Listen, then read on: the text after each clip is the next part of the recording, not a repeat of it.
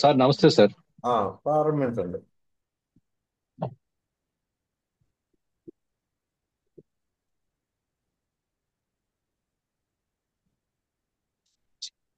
పిల్లలందరికీ నమస్కారం. ఈరోజు కార్యక్రమంలో భాగంగా మన మిత్రులు పిల్లల మర్రి రాములు గారు తెలుగు సాహిత్య చరిత్రలో భాగంగా ఆచార్యులు కండవల్లి లక్ష్మీరంజనం పాలేంద్ర శేఖరం తాలూకా సాహిత్య చరిత్ర మీద ప్రసంగించడానికి ఇచ్చేశారు. వారికి స్వాగతం. ఇందులో ముఖ్యంగా రాములు గారు ఆయన మొదట తెలుగులో భక్తి కవిత్వం సామాజిక విశ్లేషణ అనేటువంటి ఆ పుస్తకాన్ని నేను మొదట ఆయన చదవడం, ఆ రకంగా పరిచయం. వారు ఈరోజు ప్రధానంగా మన ప్రసంగ పరంపరలో మళ్ళీ ప్రసంగించడానికి విచ్చేసినందుకు అభినందనలు తెలియజేస్తున్నాను. వారి గురించి పరిచయం ఇది ఎలాగో మనం చెప్పాలి కాబట్టి, వారు నల్గొండ జిల్లా చిట్యాల మండలం నేరడి గ్రామంలో జన్మించారు. ఇంటర్ డిగ్రీ నల్గొండలోనే చదివారు. తర్వాత ఎంఏ ఉస్మానియా విశ్వవిద్యాలయంలోను, తర్వాత పరిశోధన ఏమో కేంద్రీయ విశ్వవిద్యాలయం హైదరాబాద్ లో ఆచార్య కెకే రంగనాథాచార్యుల పర్యవేక్షణలో చేశారు. ఎంఫిల్ ఏమో తెలుగులో మార్క్సిస్ట్ సాహిత్య విమర్శ అనే దాని మీద, పిహెచ్డి ఏమో తెలుగులో భక్తి కవిత్వం సామాజిక విశ్లేషణ అనే విషయం మీద ఆయన పరిశోధన చేశారు. రెండు కూడా ఏదో డిగ్రీ కోసం చేసినటువంటి పరిశోధన కాకుండా చాలా ప్రామాణికమైనటువంటి గ్రంథాలు అవి చదివితే మనకు అర్థమవుతుంది. వారు కొన్నాళ్ల పాటు అమెరికాలో విస్కాన్సిన్ యూనివర్సిటీలో 5 ఏళ్ళు అక్కడ పనిచేశారు. తర్వాత 2000 సంవత్సరం నుంచి కేంద్రీయ విశ్వవిద్యాలయంలో ఆయన అధ్యాపక వృత్తిలో ఉన్నారు. దాదాపు 40 మంది పరిశోధకులు, పిహెచ్డి పరిశోధకులు గాను, తర్వాత 25 మంది పిహెచ్డి పరిశోధకులు, దాదాపు 40 మంది ఎంఫిల్ పరిశోధకులకి ఆయన పర్యవేక్షకులుగా వ్యవహరించారు. జాతీయ అంతర్జాతీయ సమావేశాల్లో పాల్గొన్నారు, ప్రసంగించారు. అనేక పరిశోధన పత్రాలు సమర్పించారు. ఆయన రాసినటువంటి గ్రంథాలు ఇంకొకటి సాహిత్య సౌందర్యం అనేటువంటి. ముఖ్యంగా ఈరోజు మన సాహిత్య చరిత్రలో భాగంగా ఆ ప్రసంగ పరంపరలో భాగంగా ఈరోజు ఆయన్ని ప్రశంసించవలసిందిగా కోరుతున్నాం. నమస్తే సార్, స్వాగతం. సార్ మీరు మ్యూట్ లో ఉన్నారండి. ధన్యవాదాలు జిఎస్ చలం గారు, నన్ను పరిచయం చేసి స్వాగతం తెలిపినందుకు ప్రత్యేక ధన్యవాదాలు. ఈ కార్యక్రమంలో పాల్గొనేటట్లు అడిగి ప్రోత్సహించిన పెద్దలు రాచపాలెం చంద్రశేఖర్ రెడ్డి గారికి, అట్లే సభలో ఉన్న ఆత్మీయులు పెనుగొండ లక్ష్మీనారాయణ గారికి, మన ఆనంద్ గారికి, మా అధ్యాపక వర్గం, వివిధ ప్రదేశాల్లో సాహిత్య అధ్యాపనంలో ఉన్నటువంటి అనేక మంది సాహితీ మిత్రులందరికీ శుభ స్వాగతం. ఈ కార్యక్రమంలో పాల్గొంటున్నందుకు నాకు చాలా ఆనందంగా ఉంది. నిజంగా సాహిత్యం అంటే ప్రత్యేకమైన అభిరుచితో ఈ ఆదివారం పూట ఉదయమే పనులన్నీ పక్కకు పెట్టి అనేక మంది ఈ కార్యక్రమంలో పాల్గొంటున్నారు. మీ సాహిత్య అభిరుచికి నమోవాకాలు తెలియజేస్తూ,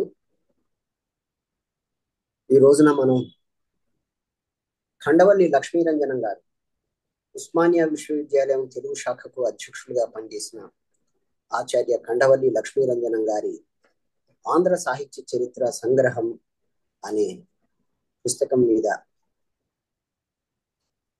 కొంత విహంగ వీక్షణం, ఆ పుస్తకాన్ని గురించి, వారు రాసిన సందర్భాన్ని గురించి, అందులో చర్చితమైన అనేక రకాలైన సాహిత్య చారిత్రక విశేషాలను గురించి మీకు స్థూలంగా మాత్రమే పరిచయం చేయగలను. అందువల్ల ఒక సాహిత్య చరిత్ర వల్ల ప్రయోజనం ఏంటి అని పరిశీలించినప్పుడు, తెలుగు సాహిత్యంలో మీ అందరికీ తెలుసు అనేక మంది సాహిత్య చరిత్రను రూపొందించారు.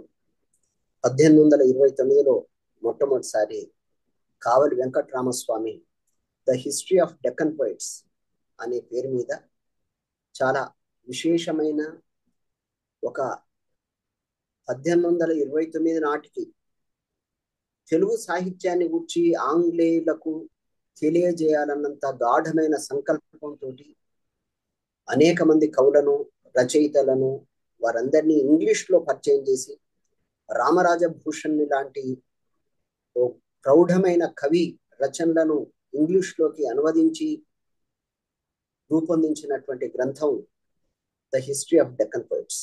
అది 1829లో లార్డ్ విలియం బెంటింగ్ కు అంకితంగా రచితమైనటువంటి గ్రంథం. అప్పటి నుంచి తెలుగు సాహిత్యాన్ని గురించి అనేక మంది రచనలు చేస్తూనే ఉన్నారు. దానిలో గురజాడ శ్రీరామమూర్తి గారు రచించినటువంటి కవి జీవితములు అనే గ్రంథం 1876లోను, కందుకూరి వీరేశలింగం పంతులు గారు రచించిన ఆంధ్ర కవుల చరిత్రం అనేది మొదటి ఎడిషన్ 1887లో, రెండవ ఎడిషన్ 1917లో వచ్చింది.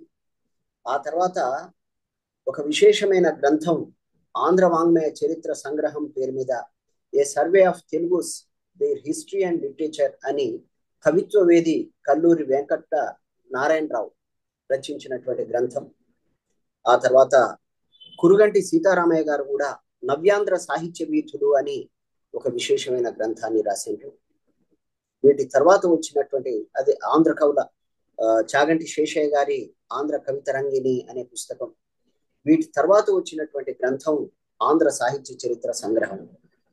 ఈ ఆంధ్ర సాహిత్య చరిత్ర సంగ్రహం తర్వాత వచ్చినటువంటి పుస్తకాల్లో పింగళ లక్ష్మీకాంతం గారి ఆంధ్ర సాహిత్య చరిత్ర, ఆ తర్వాత చాలా ప్రశంసనీయమైన చెప్పుకోదగిన గొప్ప గ్రంథాల్లో ఒకటి ఆరుద్ర గారి సమగ్రాంధ్ర సాహిత్య చరిత్ర.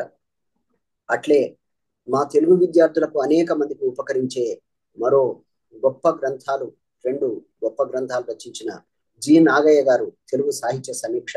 ఇట్లా దాదాపు 200 సంవత్సరాల నుంచి అనేక మంది కవులు, కళాకారులు, రచయితలు తెలుగు సాహిత్యాన్ని గురించి, తెలుగు సాహిత్య వికాసాన్ని గురించి ఏదో రకంగా తెలియజేస్తూ ఉండడం మన సాహిత్య పరిణామాన్ని, సాహిత్య వికాస చరిత్రను గురించి అధ్యయనం చేస్తే తెలిసేటువంటి అంశం. సాహిత్య చరిత్రను ఎందుకు అధ్యయనం చేయాలి అనే దాని గురించి ఒక వాళ్ళకున్నటువంటి అనేక మంది సాహిత్య చరిత్రను రచించే వాళ్ళు ఏమని అంటారంటే, సామాన్య ప్రజానీకంలో సాహిత్య అభిరుచిని పెంపొందించడం కోసం, సాహిత్యంలో ఎక్కడెక్కడ విలువైన అంశాలు ఉన్నాయో వాటన్నిటినీ సామాన్య ప్రజానీకానికి, అట్లే సాహిత్యాభిరుచి కలిగిన వారందరికీ తెలియజేయడం కోసం ఈ సాహిత్య చరిత్రలు దోహదపడతాయని అంటారు. సాహిత్య చరిత్ర అనేది ప్రత్యేకంగా ఒక జాతి యొక్క భావజాలాన్ని, వాళ్ళ యొక్క ఆత్మను, వాళ్ళ చారిత్రక వైభవాన్ని తెలియజేయడానికి సాహిత్యం దోహదపడుతుంది. కాబట్టి అటువంటి సాహిత్యాన్ని విశదపరచడానికి సాహిత్య చరిత్ర ఉపకరిస్తుంది అని ఇంగ్లీష్లో వాళ్ళు చెప్తారు. Interpreting the literature both personally and historically, a great book generally reflects not only the author's life and thought but also the spirit of the age and ideals of the nation. అటువంటి ideals ను, ఆ spirit ను ప్రజానీకం మొత్తానికి, తదనంతర కాలంలో వచ్చిన ప్రజానీకం మొత్తానికి తెలియజేయడం కోసమే ఈ సాహిత్య చరిత్ర ఆవశ్యకత ఉంటుంది అని పరిగణిస్తారు. అట్లే how our literature has steadily developed from it's first simple songs to the present complexity in prose and poetry. ఒక సామాన్య సాహిత్య పరిణామ స్థితి నుంచి అత్యున్నత దశ దాకా, ఓ సంక్లిష్ట సాహిత్య పరిణామం దాకా ఏ రకంగా సాహిత్యం వచ్చిందో వాటన్నిటినీ అధ్యయనం చేయడం కోసం సాహిత్య చరిత్ర ఆవశ్యకత ఉంది అని ఆంగ్ల సాహిత్య చరిత్రకారులు భావిస్తారు. అదే భావనను మన తెలుగు వాళ్ళు కూడా కవి జీవితములు అనేది రచించిన కందుకూరి వీరేశలింగం పంతులు గారు ఎంతో విశేష పరిశ్రమకు వచ్చి ఆంధ్ర కవుల చరిత్రము అనే గొప్ప గ్రంథాన్ని రచించిన, అట్లే తదనంతర కాలంలో వచ్చిన మన ఖండవల్లి లక్ష్మీరంజనం గారు ఆంధ్ర సాహిత్య చరిత్ర సంగ్రహం అనే దాన్ని తెలియజేసిన, సాహిత్యంలోని మేలిమి అంశాలు ఏంటి అనే దాన్ని ప్రజానీకానికి తెలియజేయడం కోసమే ఈ సాహిత్య చరిత్రలు అనేవి రూపొందుతాయి. అట్లా ఖండవల్లి లక్ష్మీరంజనం గారు మొట్టమొదటిసారి 1949లో ఈ ఆంధ్ర కవుల చరిత్ర సంగ్రహం అనేది వేశారు. ఇది తదనంతర కాలంలో 3-4 ఎడిషన్స్ వచ్చినాయి. ఇవాళ మార్కెట్లో అంతగా అందుబాటులో లేదు. 1971లో ఆంధ్ర సాహిత్య చరిత్ర సంగ్రహం అని చివరి ఎడిషన్, 3వ ఎడిషన్ అప్పుడు వచ్చింది. ఇట్లా ఇటువంటి విశేషమైన ఆంధ్ర సాహిత్య చరిత్ర సంగ్రహం అని రచించినటువంటి ఖండవల్లి లక్ష్మీరంజనం గారు వారు 1908 మార్చి 1వ తేదీన గంటి పెదపూడి అనే తూర్పు గోదావరి జిల్లాలో ఉన్నటువంటి గ్రామంలో జన్మించిన వారు. వారు 20వ ఏట 1928లో హైదరాబాద్ మహానగరానికి వచ్చిండ్రు. కొంతకాలం పాటు సిటీ కాలేజీలో పనిచేసిండ్రు. ఆ తర్వాత 1917 నుంచి 1922 నుంచి 49 వరకు ఉస్మానియా విశ్వవిద్యాలయ తెలుగు శాఖాధ్యక్షుడిగా పనిచేసిన రాయప్రోలు సుబ్బారావు గారి దగ్గర అసిస్టెంట్ గా జాయిన్ అయి 1945లో లెక్చరర్ స్థాయిని పొంది 52 నుంచి 64 దాకా ప్రొఫెసర్ గా బాధ్యతలు నిర్వహించారు ఖండవల్లి లక్ష్మీరంజనం గారు. వారు లెక్చరర్ గా పనిచేస్తున్నటువంటి సమయంలోనే ఈ ఆంధ్ర సాహిత్య చరిత్ర సంగ్రహం అనే పుస్తకాన్ని రాసింది. అట్లే ఆ తదనంతర కాలంలో కొమర్రాజు లక్ష్మణరావు పంతులు గారు రచించినటువంటి సంగ్రహాంధ్ర విజ్ఞాన కోశం, ఎన్సైక్లోపీడియా అనే గ్రంథాలను కొమర్రాజు లక్ష్మణరావు గారు 3 సంపుటాలు వేస్తే ఆ తదనంతర కాలంలో దాని సంపాదక బాధ్యతలు తీసుకొని ఖండవల్లి లక్ష్మీరంజనం గారు 8 వాల్యూమ్స్, మొత్తం 11 వాల్యూమ్స్ ఉండగా దానిలో 8 సంపుటాలు మన ఖండవల్లి లక్ష్మీరంజనం గారి సంపాదకత్వంలో వచ్చినాయి. అట్లే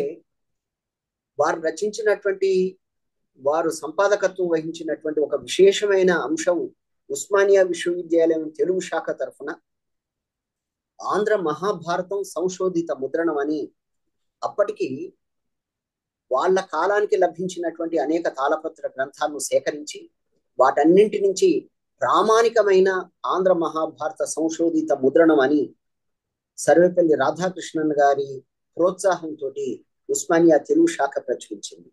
అది దానికి ఇంగ్లీష్ లో చాలా విపులమైన పీఠిక రాసిండ్రు మన ఖండవల్లి లక్ష్మీరంజనం గారు. తెలుగులో ఎంత వేగంగా రాయగలరో ఇంగ్లీష్ లో కూడా అంతే వేగంగా, అంతే సమగ్రంగా, అంతే సౌందర్యవంతంగా రాయగలిగిన సమర్థులు ఖండవల్లి లక్ష్మీరంజనం గారని ఆనాడు ప్రతీతి. అటువంటి ఖండవల్లి లక్ష్మీరంజనం గారు మరొక ప్రసిద్ధమైనటువంటి గ్రంథం సిద్ధేశ్వర చరిత్రం అనే ఒక చారిత్రక కావ్యాన్ని కాశీ సర్వప్ప రచించినటువంటి కాకతీయ సామ్రాజ్యానికి సంబంధించిన చరిత్ర, ఆ సిద్ధేశ్వర చరిత్రకు చాలా విపులమైన పీఠిక రాసిన వారు ఖండవల్లి లక్ష్మీరంజనం గారు.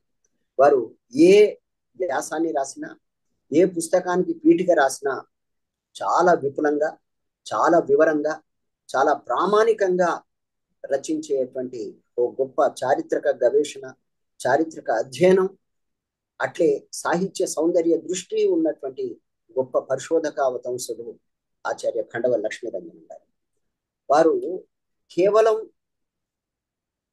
అధ్యయనం వరకే పరిమితం కాకుండా, అధ్యాపనంలో వరకు మాత్రమే పరిమితం కాకుండా ఓ గొప్ప కళాశాలను స్థాపించారు ఖండవల్ లక్ష్మీరంజనం గారు. హైదరాబాద్ లో ఇవాళ SVS Vivekananda Shri Vivekananda education society అని ఉస్మానియా విశ్వవిద్యాలయానికి దగ్గరలో ఉన్నటువంటి ఒక పెద్ద కాలేజీని వారు ఆనాడు బాలబాలికల కోసం ప్రత్యేకంగా ఒక స్కూల్ను స్థాపించినటువంటి వారు. దానికి కావలసిన ఆ ల్యాండ్ మొత్తం తమ సొంత ఖర్చులతోటి పెట్టిండ్రు అని పేరు. దానికి సంబంధించిన వివరాలు నాకు సంపూర్ణంగా తెలియదు, కానీ దాన్ని స్థాపించిన వారు మాత్రం ఖండవల్లి లక్ష్మీరంజనం గారు. అట్లే ఆచార్య ఖండవల్లి లక్ష్మీరంజనం ఓరియంటల్ కాలేజ్ అని ఇవాళ ప్రసిద్ధంగా చెప్పబడుతున్నటువంటి కాలేజీ 1958లో Andhra oriental Sanskrit and Telugu college అనే పేరు మీద నల్లకుంట్లో తమ స్వంత ఇంటినే, ఆయన జీవించినటువంటి ఇంటినే కాలేజీకి సమర్పించినటువంటి ఉదారశీలి ఖండవల్లి లక్ష్మీరంజనం గారు. ఇవాళ ఆ రెండు కూడా ఎస్విఎస్ కాలేజీ యొక్క ఆ ప్రాంగణం కొన్ని 100 కోట్ల రూపాయలు విలువ చేసేటువంటిది. అట్లే వారి ఇల్లు కూడా చిన్నది కాదు, చాలా విలువైనటువంటి ఆస్తి. వాటన్నిటినీ తెలుగు సాహిత్యానికి అంకితం చేసినటువంటి గొప్ప దానశీలి, సాహిత్యాధ్యయన పరుడు, నిజంగా సాహిత్యం కోసమే, తెలుగు సాహిత్యం కోసమే తన జీవితాన్ని మొత్తం వెచ్చించినటువంటి గొప్ప దార్శనికుడు ఖండవల్లి లక్ష్మీరంజనం గారు. అట్లా ఒకవైపు తాము ఇటువంటి వ్యవస్థల్ని స్థాపిస్తూనే ఉస్మానియా విశ్వవిద్యాలయంలో ఆయనకు పిహెచ్డి లేకపోయినా, ఆయన మొట్టమొదట చాలా చిన్న వయసులోనే వాళ్ళ తండ్రి గారి ఉద్యోగ కారణంగా వరంగల్కు కొంతకాలం పాటు వచ్చి ఉన్నారని, ఆ తర్వాత నిజాం కాలేజీలో చదువుకున్నారు. కురుగంటి సీతారామయ్య గారు, రాయప్రోలు సుబ్బారావు గారు అటువంటి వాళ్ళ దగ్గర చదువుకున్నారు. ఆ అధ్యయనం అయిన తర్వాత మెడ్రాస్ యూనివర్సిటీ నుంచి ఎంఏ చేశారు. ఎంఏ వరకే వారి డిగ్రీ, కానీ వారికి ప్రత్యేకంగా పిహెచ్డి లేదు. తనకు పిహెచ్డి లేకపోయినా ఉస్మానియా విశ్వవిద్యాలయంలో పిహెచ్డిని స్థాపించి అనేక మందికి పిహెచ్డి పట్టం పొందే ఓ గొప్ప అవకాశాన్ని కల్పించిన దార్శనికులు ఈ ఖండవల్లి. ఆయన 1952లో తెలుగు శాఖకు అధ్యక్షుడైన తర్వాత పిహెచ్డి చేయడం ద్వారా పరిశోధనలో ఒక ప్రామాణికత్వం పెరుగుద్దని, ఉస్మానియా విశ్వవిద్యాలయం లాంటి ఓ గొప్ప వైజ్ఞానిక సంస్థలో పిహెచ్డి అనేది ఉండడం అవసరం అని ఆనాడు అక్కడ ఉన్నటువంటి వైస్ ఛాన్సలర్స్ ను ఒప్పించి 1952లో పిహెచ్డి అవకాశం కల్పించి ఉస్మానియా విశ్వవిద్యాలయం నుంచి బిరుదురాజు రామరాజు గారు 1956లో తెలుగు జానపద గేయ సాహిత్యం మీద పిహెచ్డి వచ్చేటట్లు, అట్లే 57లో దివాకర్ల వెంకటావధాని గారు ప్రాంగణన్నయ్య యుగం, నన్నయ్య కవిత్వం మీద పిహెచ్డి పట్టా పొందేటట్లు, అట్లే నారాయణ రెడ్డి గారు ఆధునిక ఆంధ్ర కవిత్వం సంప్రదాయం ప్రయోగాలు అని 1962లో పిహెచ్డి పొందడానికి, అట్లే ప్రబంధ వాంగ్మయ వికాసం మీద పల్లా దుర్గయ్య గారు, ఇట్లా పాటిబండ మాధవ శర్మ గారు, అనేక మంది ఉస్మానియా విశ్వవిద్యాలయంలో పిహెచ్డి పట్టా పొందడానికి కారణభూతమైన వారు ఈ ఖండవల్లి లక్ష్మీరంజనం గారు. అందువల్ల కేవలం అధ్యాపకుడిగా మాత్రమే ఉండకుండా వ్యవస్థల్ని స్థాపించడంలోనూ అనేక మంది విద్యార్థులు పరిశోధక విద్యార్థులుగా రూపొంది తెలుగు సాహిత్యానికి ఒక ప్రామాణికమైన గ్రంథాన్ని అందించగలిగిన గొప్ప వైదుష్యాన్ని అనేక మంది పరిశోధకులు పొందేటట్లు ప్రోత్సహించిన వ్యక్తి ఆచార్య ఖండవల్లి లక్ష్మీరంజనం గారు. అందువల్ల వారు ఏ రచన చేసినా, ఏ కృషి చేసినా అత్యంత ప్రామాణికమైంది, అత్యంత గౌరవనీయమైంది. అటువంటి ఖండవల్లి లక్ష్మీరంజనం గారి సాహిత్య చరిత్ర చూస్తే ఏ అంశాలను ప్రధానంగా వారు ప్రస్తావించారో మనం తెలుసుకుందాం. తెలుగు సాహిత్యాన్ని గురించి ఎవరు చెప్పినా నన్నయ్యను ఆది కవిగా పరిగణించాల్సిన అగత్యం తెలుగు సాహితీ చరిత్రకారులందరూ అనివార్యంగా చేయాల్సినటువంటి పరిస్థితి. కారణం ఏంటంటే నన్నయ్య గారి కంటే ముందు తెలుగు సాహిత్యంలో తెలుగు కావ్యాలు ఏమున్నాయి అని అంటే కావ్య వాంగ్మయం అనేది నన్నయ్య కంటే ముందు లభించినది ఏమీ లేదు. లభించిందల్లా ఒకటే, శాసనాలు మాత్రమే. అందువల్ల ఆ శాసనాలను గూర్చి, ఆ శాసనాల్లో వాడినటువంటి భాషను గూర్చి, అందులో ఉన్న పద్యాలను గూర్చి, అందులో ఉన్న విషయాన్ని గూర్చి మాత్రమే ప్రస్తావించగలం. కానీ నన్నయ్య గారి కంటే ముందు తెలుగు సాహిత్యం, తెలుగు కావ్యాలు అని చెప్పడానికి కావలసిన ఆకరాలు మనకు లభించని కారణాన నన్నయ్య గారిని మాత్రమే ఆది కవిగా పరిగణించే ఒకానొక సంప్రదాయం తెలుగు సాహిత్యం చరిత్రలో చిరకాలం నుంచి కొనసాగుతుంది. అదే పద్ధతిని కండవల్లి లక్ష్మీరంజనం గారు కూడా తమ ఆంధ్ర సాహిత్య చరిత్ర సంగ్రహంలో ప్రస్తావించారు. నన్నయ్య గారిని ప్రస్తావించడానికి ముందు నన్నయ్య గారు ఆంధ్ర మహాభారతం లాంటి అంత ప్రశస్తమైనటువంటి మహారచన చేయడానికి అప్పటికే భాషలో గాని, సాహిత్యాభివ్యక్తిలో గాని, ఇతరేతరమైన ఆలంకారిక అంశాలను గాని ఈ ప్రాంతంలో ఉన్నటువంటి అనేక మంది కవులు, కళాకారులు, రచయితలు వీళ్ళంతా వాటిని అధ్యయనం చేసినప్పుడు మాత్రమే సాధ్యమవుతుంది అని ఎవరైనా చెప్పేటువంటి అంశం. అంటే ఏ సాహిత్యమైనా ఆకాశం నుంచి ఊడిపడదు అని అందరికీ తెలిసినటువంటి అంశమే.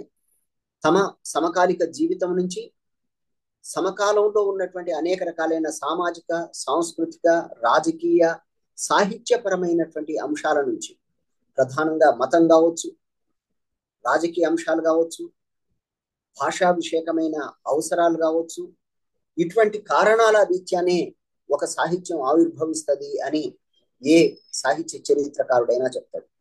అందులోనూ ప్రధానంగా మార్క్సిస్టు దృక్పథంతో పరిశీలించినప్పుడు సాహిత్యానికంటూ ఒక ప్రత్యేకమైన అస్తిత్వం అనేది కాదు. సాహిత్యం అనేది నిస్సందేహంగా ఒక సామాజిక సందర్భం నుంచే సాహిత్యం అనేది ఆవిర్భవిస్తుంది. ఆవిర్భవించిన తర్వాత ఆ కవుల రచనలకు ప్రేరితులై అనేక మంది మళ్ళీ కావ్య రచన చేయొచ్చు. కానీ ఆంధ్ర మహాభారతం లాంటి ఓ మహాకావ్య రచన జరగడానికి రాజరాజ నరేంద్రుడు కారణం. అట్లే స్థానిక భాషలను పెంపొందించి స్థానిక భాషల్లో కవిత్వ రచన జరపాలన్నటువంటి ఆకాంక్ష ఆనాడు విశాలమైన భూభాగంలో ఉన్న మహా సామ్రాజ్యాలను అంతరించి స్థానిక రాజ్యాలు, స్థానిక సామంత రాజ్యాలు, చిన్న చిన్న రాజ్యాలు ఏర్పడినటువంటి కాలంలో భారతదేశంలో ఈ ఆధునిక భారతీయ భాషల్లో కావ్య రచన అనేది ప్రారంభమైంది. అది క్రీస్తు శకం 9-10 శతాబ్దం నుంచి ఈ ఆధునిక భారతీయ భాషలైనటువంటి మన కన్నడ గాని, తెలుగు గాని, మలయాళీ గాని, ఒరియా గాని, బెంగాలీ గాని, మరాఠీ గాని వీటన్నిటినీ ఆధునిక భారతీయ భాషలు అని అంటాం. ప్రాచీన భాషలుగా పేర్కొనేటువంటి వాటిలో సంస్కృతం, ప్రాకృతం, పాలి, కొంత మేరకు మన తెలుగు కంటే ఒక ప్రాచీన సాహిత్య వ్యవస్థ కలిగినటువంటి తమిళాన్ని మనకంటే ఇంకా కొంత ప్రాచీనమైంది. అట్లే తమిళం తర్వాత వచ్చినటువంటి సాహితీ రచన కలిగినటువంటి వాటిలో కన్నడ సాహిత్యం అనేది ఉంది. వాటి తర్వాత వచ్చినటువంటి అత్యంత విపులమైన కావ్య రచన జరిగింది మన తెలుగులోనే. అందువల్ల నన్నయ్య భట్టు ఆంధ్ర మహాభారత రచన చేసే కాలం నాటికి సంస్కృతంలో మహాకావ్యాలు రచించే సంప్రదాయం అనేది అంతరించి స్థానిక భాషల్లో కావ్యాలు రచించాలి అనే ఒక గాఢమైన ఆలోచన పరివ్యాప్తం అవుతున్నటువంటి కాలంలో రాజరాజ నరేంద్రుడు ఆయన ప్రత్యేకంగా ఆయన చంద్రవంశానికి సంబంధించిన వాడు కాబట్టి తన వంశానికి సంబంధించినటువంటి పూర్వుల గాథను తాను వినగోరి ఈ ఆంధ్ర మహాభారత రచనకు ప్రేరేపించిండు నన్నయ్య భట్టును. నన్నయ్య భట్టు కాలం నాటికే తన ఈ రాజరాజ నరేంద్రుని ఆస్థానంలో అనేక మంది పండితులు, కవులు, కళాకారులు, తార్కికులు, వైయాకరణులు వీళ్ళంతా ఉన్నట్లుగా నన్నయ్య భట్టు తన వచనంలో ప్రస్తావించండు. వీళ్ళందరి ముందు ఈ ఆంధ్ర మహాభారత రచన కోసం నన్ను రావించి నాకు ఈ బాధ్యతను అప్పగించారు రాజరాజ నరేంద్రుడు అని ప్రస్తావించాడు. అందువల్ల నన్నయ్య భట్టు మహాకావ్య రచన ప్రారంభించే కాలం నాటికే తెలుగులో అనేక మంది పండితులు ఉన్నారు, కవులు ఉన్నారు, కళాకారులు ఉన్నారు. కానీ ఎవ్వరు కూడా ఒక మహాకావ్యాన్ని అంతకుముందు ఆయన కంటే ముందు రచించిన వాళ్ళు ఎవరు లేరు. అందుకని నన్నయ్య తర్వాత వచ్చినటువంటి కవులందరూ కూడా ఆదిన్ అంటే మొట్టమొదట మహిమున్ వాగను శాసనుండు సృజింపన్ కుండలీంద్రుండు తన్ మహనీయ స్థితి మూలమై నిల్వ అని రామరాజ భూషణుడు పేర్కొన్నట్లు, అట్లే తిక్కన గాని ఇతర కవులందరూ కూడా ఆది కవిగా పరిగణించినటువంటి వారు నన్నయ్య భట్టే.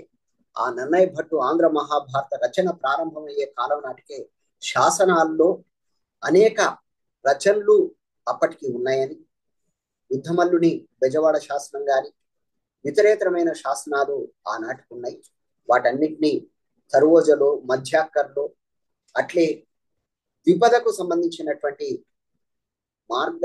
ద్విపదకు సంబంధించినటువంటి దేశీయమైన చందో సంప్రదాయం ఆనాటికి ప్రారంభమైందని మన కండవల్లి లక్ష్మీరంజనం గారు నన్నయ్య పూర్వయుగం అనే దానిలో ప్రస్తావించారు. నన్నయ్య పూర్వయుగంలో తెలుగు జాతి మేము సాహిత్య చరిత్రను పరిశీలించేటప్పుడు కానీ లేకపోతే ఇతరులకు బోధించేటప్పుడు కానీ చెప్పే ప్రధానమైన అంశం ఏంటంటే, ఈ ఆంధ్ర అనేటువంటి జాతి ఉత్తర భారతం నుంచి వచ్చింది అని ఐతరేయ బ్రాహ్మణంలో ఒక ప్రస్తావన ఉంది. విశ్వామిత్రుడు తన 9 కుమారులు తాను చెప్పినట్లు వినలేదు కాబట్టి వాళ్ళను ఆంధ్ర, పుండ్ర, పులింద, మూతిబ అనే జాతుల్లో మీరు కలిసిపోండి అని శాపం ఇచ్చినట్లుగా, వీరు అంత గొప్పవారు కానట్లుగా ఆ ఐతరేయ బ్రాహ్మణంలో ప్రస్తావితమైంది. ఏమైనా తెలుగు జాతి, తెలుగు భాష నిస్సందేహంగా ఇది ద్రావిడ భాషకు అనుగుణమైనటువంటి భాష. దీన్ని తదనంతర కాలంలో కాల్డ్వెల్ లాంటి వాళ్ళు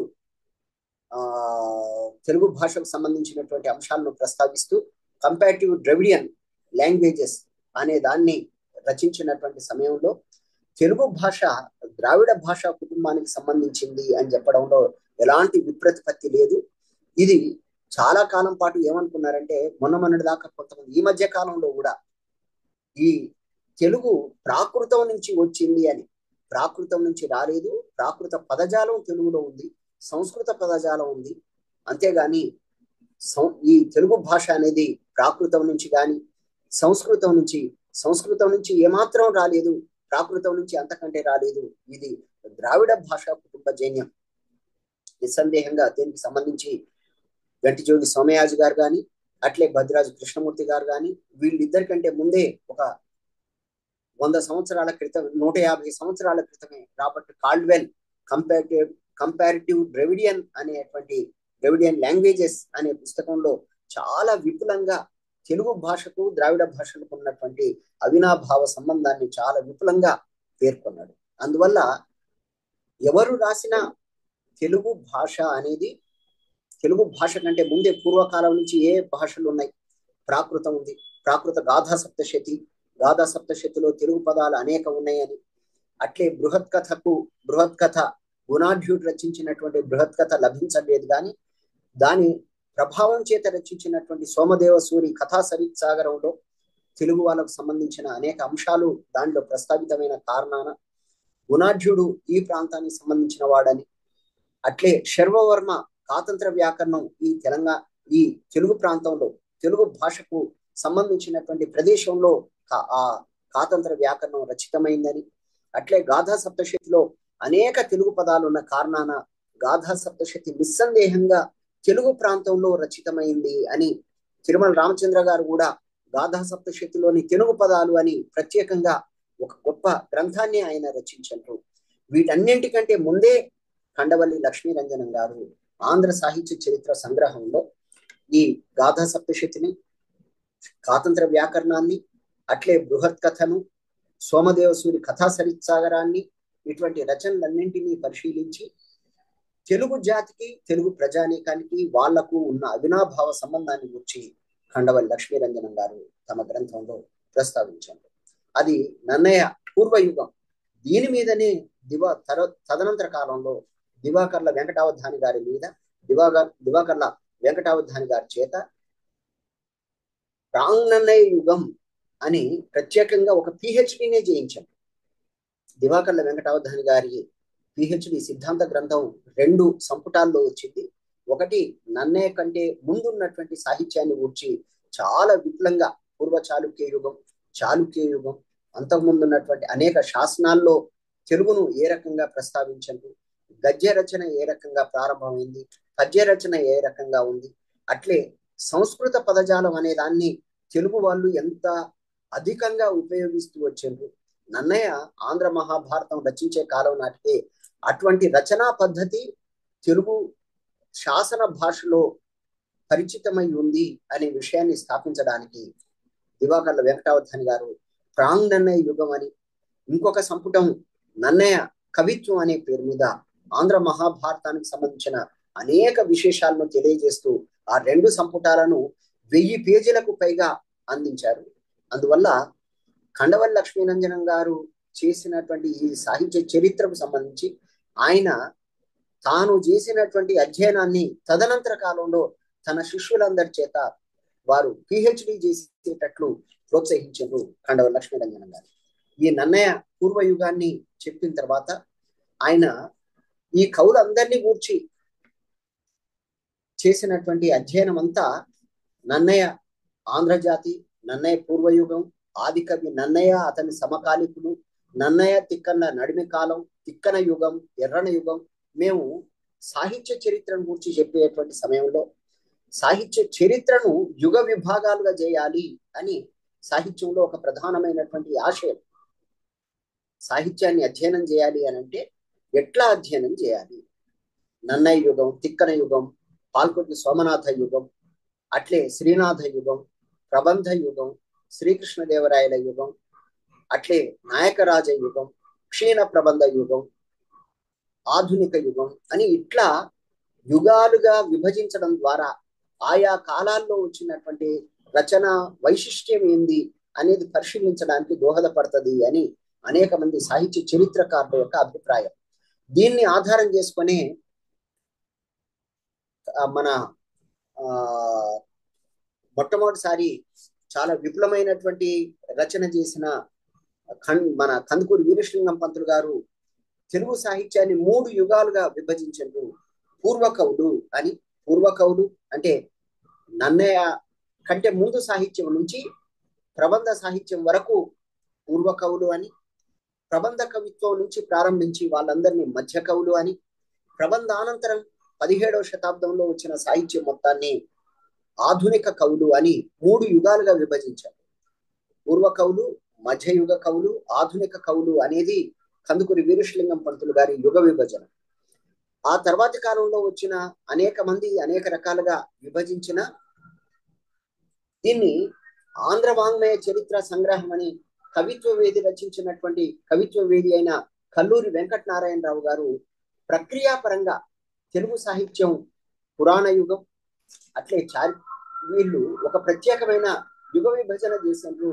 అది తెలుగు సాహిత్యంలో ఒక గొప్ప యుగ విభజనగా అనేక మంది పరిగణిస్తారు. ఆయన చేసినటువంటి యుగ విభజన ఇట్లా ఉంటది. ఆయన అంటాడు ప్రాచీన కవిత్వం, అట్లే చాళుక్య చోడ యుగం, కాకతీయ యుగం, తర్వాత కావ్య ప్రబంధ యుగం, శ్రీ రాయల యుగం, అర్వాచీన కవిత్వం, ప్రబంధ కవుల తర్వాత వచ్చిన లాక్షణిక కవులు, శాస్త్ర కవులు, ఆంధ్రీకరణ కవులు, మోహ శృంగార కావ్య కవులు, ద్వతి కావ్య కవులు, శతక గేయ దండక కవులు, అట్లే సంధి యుగం అని ఇట్లా యుగ విభాగం చేయడంలో అనేక మంది అనేక పద్ధతుల్ని పాటించిన కండవల్లి లక్ష్మీరంజనం గారు మాత్రం ఆయన నన్నయ్య పూర్వయుగం, నన్నయ్య యుగం, తిక్కన యుగం, ఎర్రన యుగం, అట్లే మన శ్రీనాథ యుగం, తర్వాత శ్రీకృష్ణదేవరాయల యుగం, అట్లే కొందరు తెలంగాణ కవులు అని ప్రత్యేకంగా ఒక యుగ విభజన, 17-18 శతాబ్దంలోని కొందరు ప్రసిద్ధాంత కవులు అని, అట్లే ఆంధ్ర కవయిత్రులు అని, చారిత్రక కావ్యాలని, యక్షగానాలని, అట్లే గేయాలని, శతకాలని ఇట్లా యుగ విభాగాన్ని చేయడంలో కొద్ది భిన్నమైనటువంటి పద్ధతిని అనుసరించారు కండవల్లి లక్ష్మీరంజనం గారు. దీనివల్ల సాహిత్యాన్ని అధ్యయనం చేయడానికి ఒక మంచి స్పష్టత, ఏ కాలంలో ఎవరు ఏ రకమైన రచన చేశారు అనే సంగతి తెలుసుకోవడానికి ఉపయోగపడుతుంది. జనరల్ గా సాహిత్యాన్ని అధ్యయనం చేసేటప్పుడు ఆయా రాజుల చేత ప్రభావితమైనటువంటి కాలం ఏది, అట్లే కవుల చేత ప్రభావితమైనటువంటి కావ్యాలు ఎటువంటివి అనే అంశాన్ని పరిశీలించే, లేకపోతే ప్రక్రియల కారణంగా ఆయా ప్రక్రియల ప్రభావం చేత ఎటువంటి కావ్యాలు వచ్చినాయని పరిశీలించేటువంటి పద్ధతి ఒకటి. ఇట్లా కావ్య యుగాలను ఈ కావ్యాన్ని అనేక మంది కవుల యొక్క రచనలను పరిశీలించేటప్పుడు ఈ వివిధ సన్నివేశాలలో కావ్యాలు ఎటువంటి ప్రగతిని సాధించినాయి, ఎటువంటి వికాసాన్ని పొందినాయి అనే దాన్ని అధ్యయనం చేయడానికి ఒక ప్రత్యేకమైన పద్ధతిని అనుసరిస్తారు.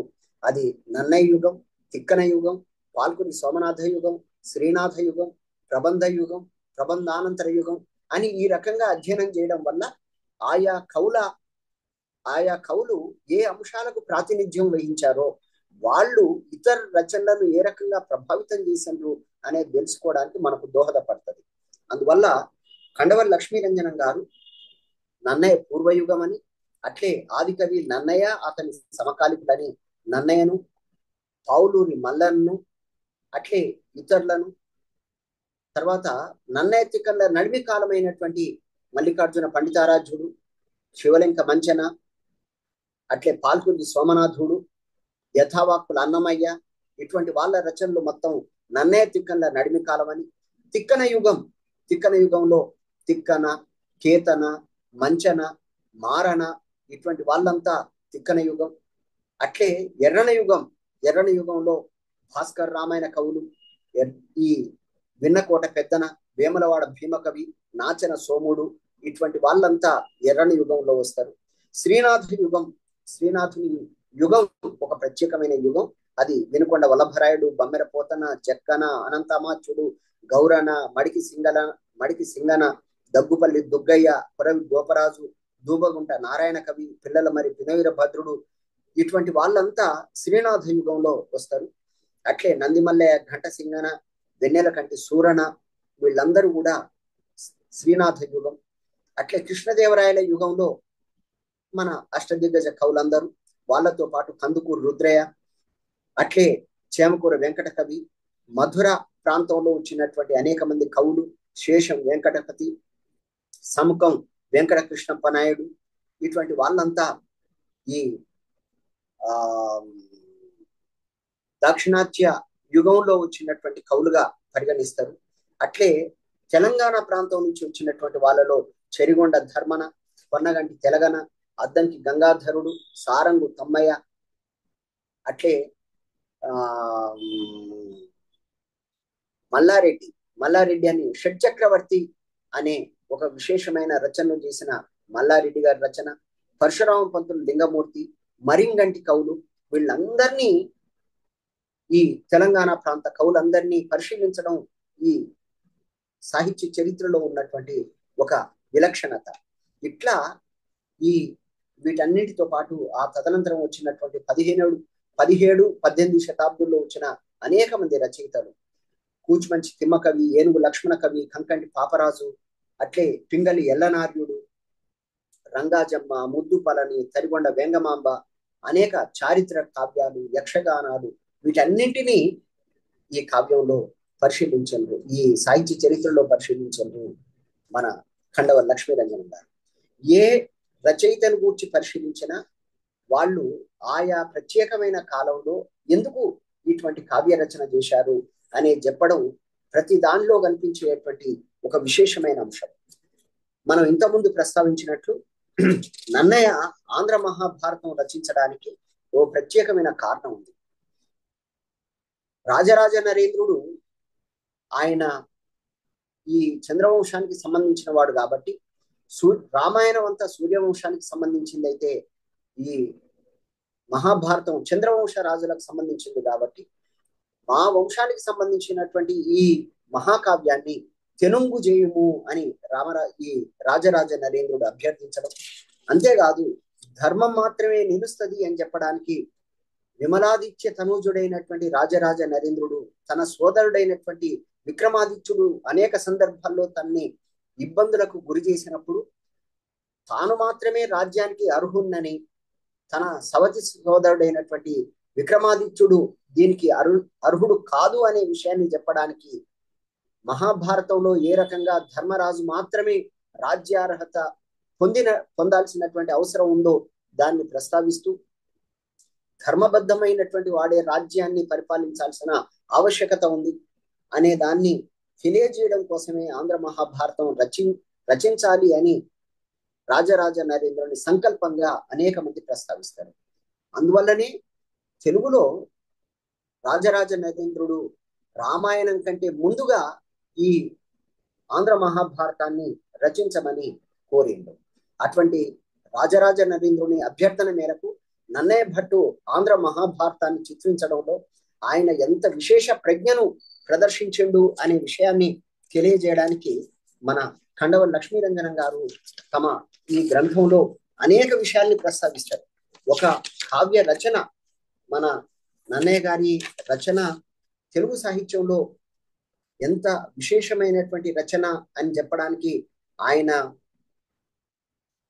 తన కావ్యాన్ని నన్నయ్య భట్టారకుడు రాజరాజ నరేంద్రుని యొక్క ప్రేరణ చేత ఆంధ్ర మహాభారతం రచించేటువంటి కాలంలో ఆయన రచించినటువంటి అనేక ఉపాఖ్యానాలు, ఉదంకుని కథ గాని, రురుడు ప్రమద్వర్ల వృత్తాంతం గాని, శకుంతల ఉపాఖ్యానం గాని, నల చరిత్ర గాని, ఇవన్నీ నన్నపార్యుని యొక్క గొప్ప కథాకథన దక్షతకు ప్రతీకలు అని వర్ణిస్తాడు.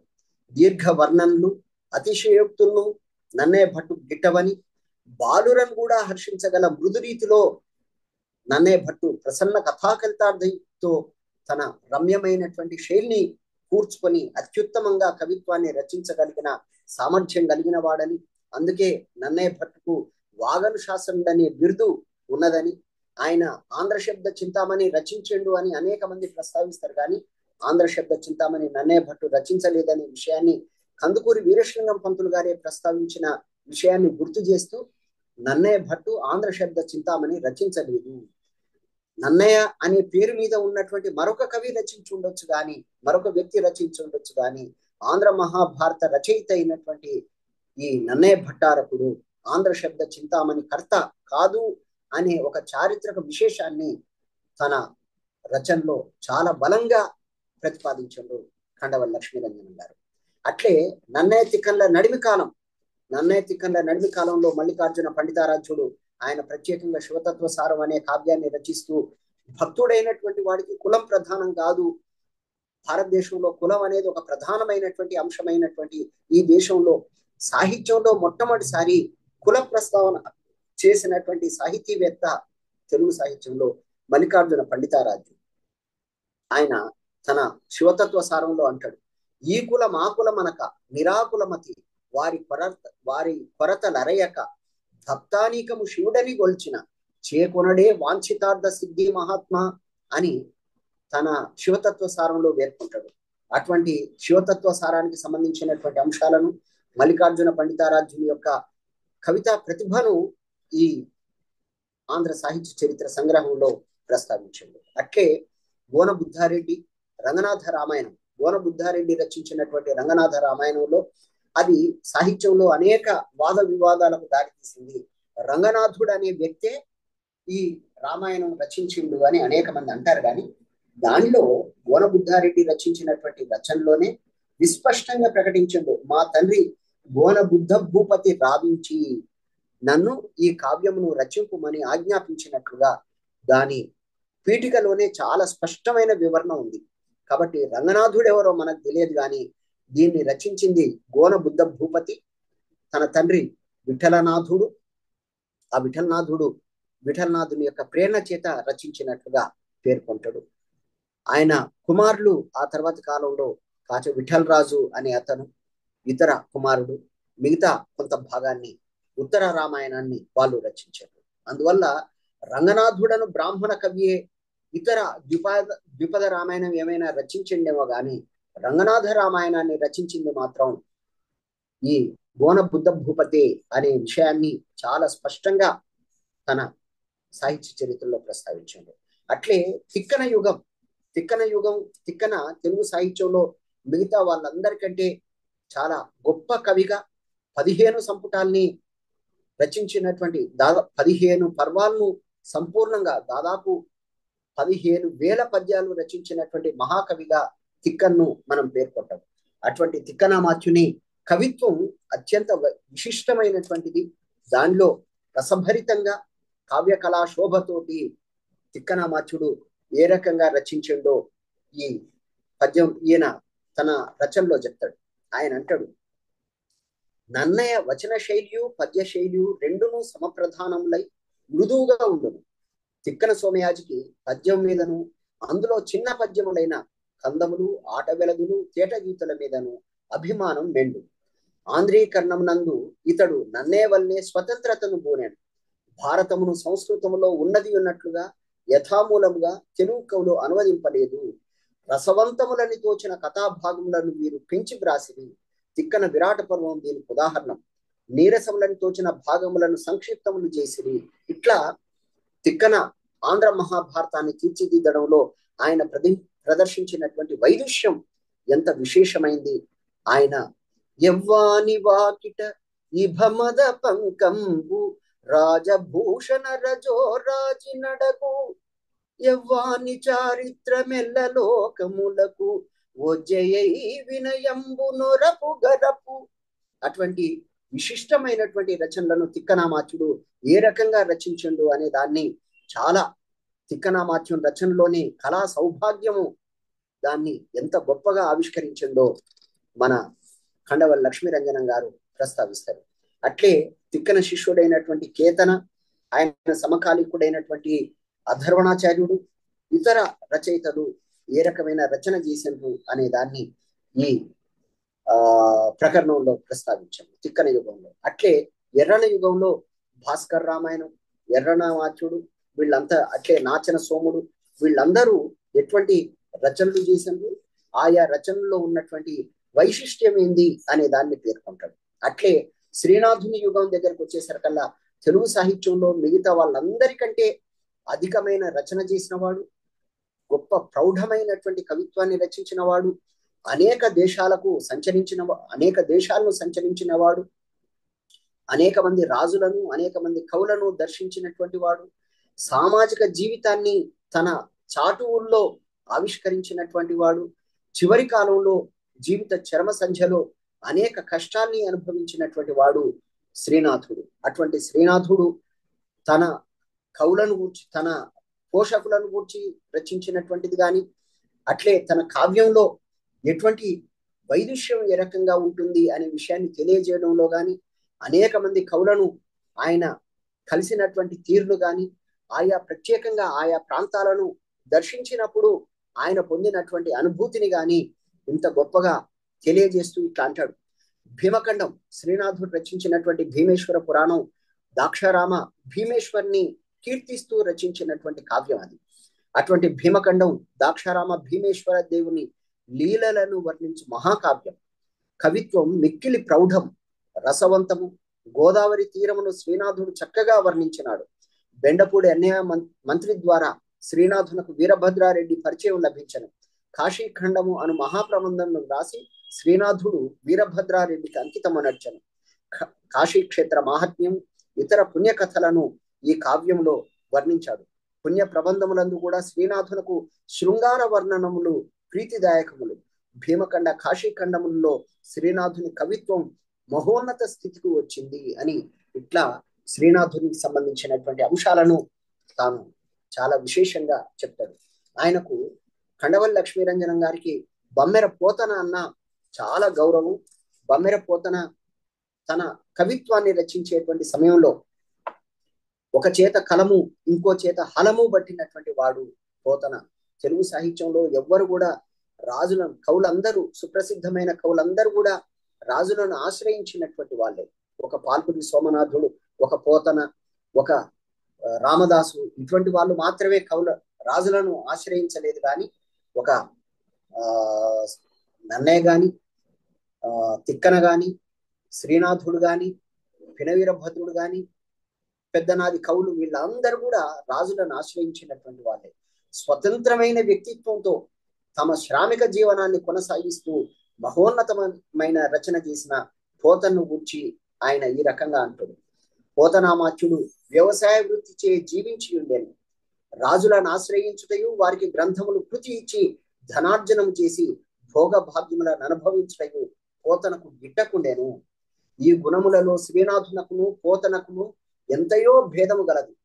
పోతన తన భాగవతమును రాజులకి ఇవ్వనొల్లక శ్రీరామచంద్రునికి సమర్పించను అని ఆ భాగవతం యొక్క వైశిష్ట్యాన్ని కనులకు కట్టినట్లు శ్రీమన్నారాయణ కథా ప్రపంచ విరచన కుతూహలుడై పోతనామాత్యుడు ఉండగా ఒక చంద్రగ్రహణ పుణ్యకాల మేతించను గ్రహణ స్నానమునకై పోతన గంగకు జనేనట ఇచ్చట గంగ అనగా గోదావరి నది. దీనికి దక్షిణ గంగా అను ప్రసిద్ధి.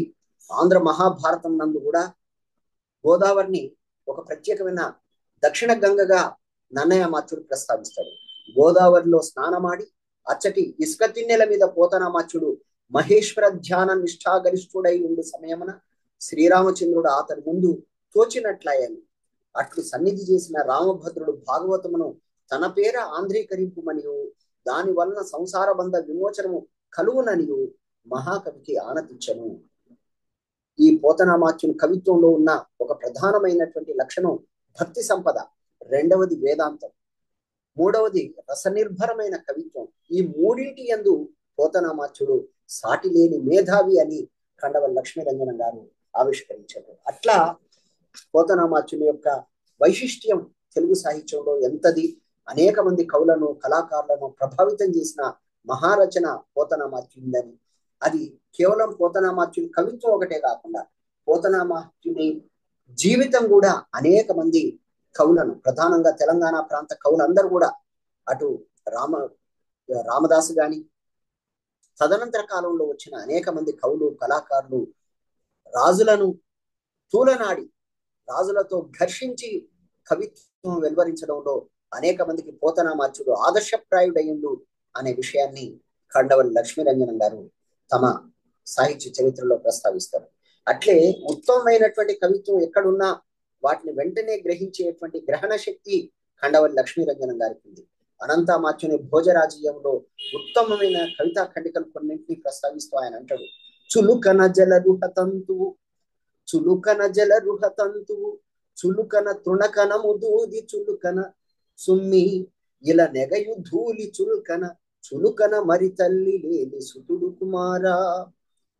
ఓ తండ్రి, ఓ గోవు చెప్తది తన కుమారునికి, చులుకన జలరుహ తంతువు అంటే తామరతూడు అత్యంత చులుకనైంది. అట్లే ధూళి అనేది, గడ్డిపోచ అనేది అత్యంత చులుకనైంది.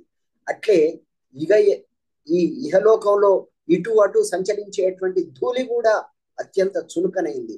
అట్లే తల్లి లేని కుమారుడు కూడా అత్యంత చులుకనగా లోకం అంతా పరిగణిస్తుంది. కుమార, తల్లి లేకపోతే, తల్లిదండ్రులు కనుక లేనటువంటి పిల్లల్ని సమాజం అంతా ఒక తామర తూడ్లాగానో లేకపోతే ఒక గడ్డిపోచలాగానో పరిగణించడం అనేది సమాజంలో ఉన్న దౌర్భాగ్యపు స్థితి.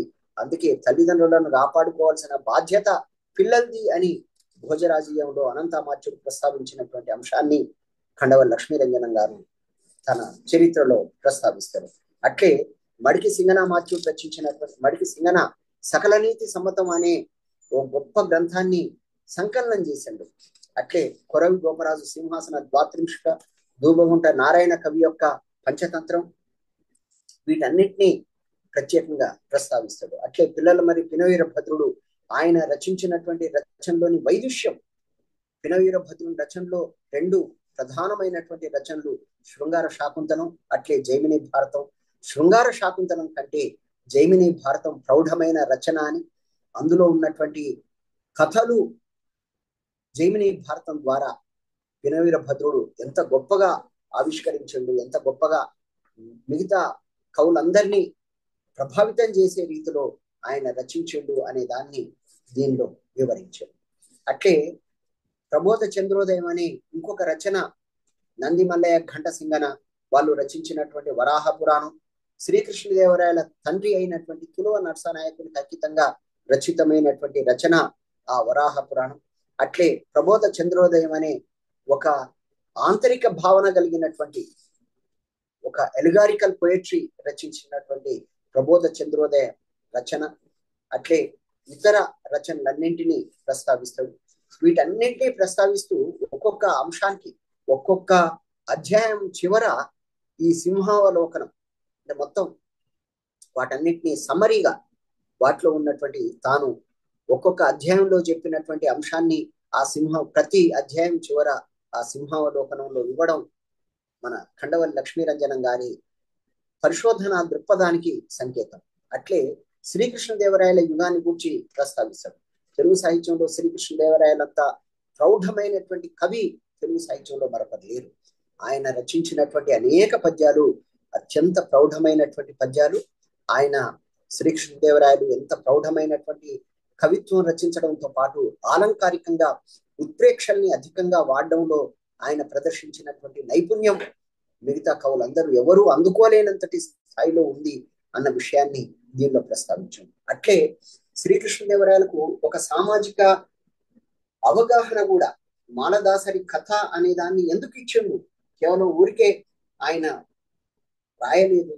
సామాజిక దృక్పథం కలిగి ఉండి సమాజంలో అందరినీ గౌరవనీయ స్థానంలో చూడాలన్న సంకల్పం శ్రీకృష్ణదేవరాయలకు ఉండడం వల్లనే ఆ మాలదాసరి కథ అంటే బ్రహ్మరాక్షసునికి మాలదాసరి ద్వారా ఒక వివేకాన్ని కలిగించి ఆయన యొక్క పాపాన్ని పరిహరింపజేసేటువంటి బ్రాహ్మణుడైనటువంటి బ్రహ్మరాక్షసుని యొక్క పాపాన్ని పరిహరింపజేయడానికి ఒక దాసరిని సృష్టించి ఆ దాసరి పొందినటువంటి దాసరి శ్రీ మహావిష్ణువును కీర్తించడం వల్ల వచ్చినటువంటి పుణ్యం ద్వారా ఈ బ్రాహ్మణుడి యొక్క పాపం తొలగించేటట్లు, అంటే బ్రాహ్మణుల యొక్క పాపం పోవాలి అని అంటే దాసరులు దళితులు మాత్రమే అర్హులు అని ఆనాడే శ్రీకృష్ణదేవరాయలు రచించినటువంటి గాథ ద్వారా ఎట్లా చిత్రించిండు అనే దాన్ని కండవల్లి లక్ష్మీరంజనం గారు కృష్ణదేవరాయల యుగం శ్రీకృష్ణదేవరాయల రచనలోని వైశిష్ట్యాన్ని పేర్కొంటూ ఆయన చెప్తాడు.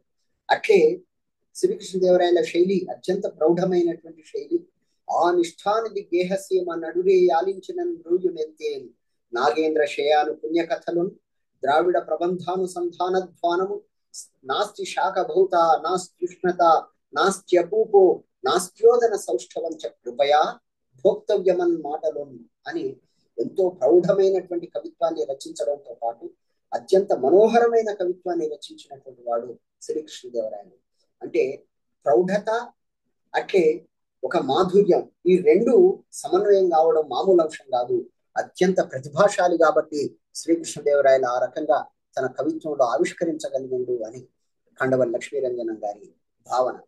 అట్లే అల్లసాని పెద్దన రచనలో ఏ రకంగా ఒక మాధుర్యం ప్రవర్ల యొక్క జీవితాన్ని వర్ణించడంలో గాని, ఈ వరుధిని ప్రవర్ల సంభాషణను చిత్రించడంలో గాని, అర్ణాస్పదపురం నందు ప్రవరుడను బ్రాహ్మణుడు, ఆయన వేదాధ్యయన సంపన్నుడు, అగ్నిహోత్రములను శ్రద్ధతో వ్రేల్చు పరమ నైష్ఠికుడు అయినటువంటి ఆ ప్రవరాఖ్యుడు ఏ రకంగా ప్రవరాఖ్యుడు జీవితాన్ని, అంటే పండితుడైనటువంటి ఒక బ్రాహ్మణీయ సంప్రదాయంలో జీవించినటువంటి వ్యక్తి ఏ రకంగా ఒక అనుష్ఠానాన్ని అనుసరిస్తూ నిష్ఠాగరిష్ఠుడై ఉండాల్సిన బాధ్యత ఎట్లా ఉంది అనే దాన్ని పెద్దనామాచుడు తన రచనలో ఎట్లా ప్రస్తావించిండు అనే దాన్ని కండవల్లి లక్ష్మీరంజనం గారు దీంట్లో తెలియజేశారు. అట్లే నంది తిమ్మన గాని ఇతర రచనలు గాని ఆనాడు మిగతా కావ్య కవులందరినీ ఎట్లా ప్రభావితం చేసినాయి, శ్రీకృష్ణదేవరాయల రచన మిగతా కవులందరినీ ఏ రకంగా ప్రభావితం చేసింది అనే దాన్ని ఈ కండవల్లి లక్ష్మీరంజనం గారు తన రచన ద్వారా విషదం చేసింది.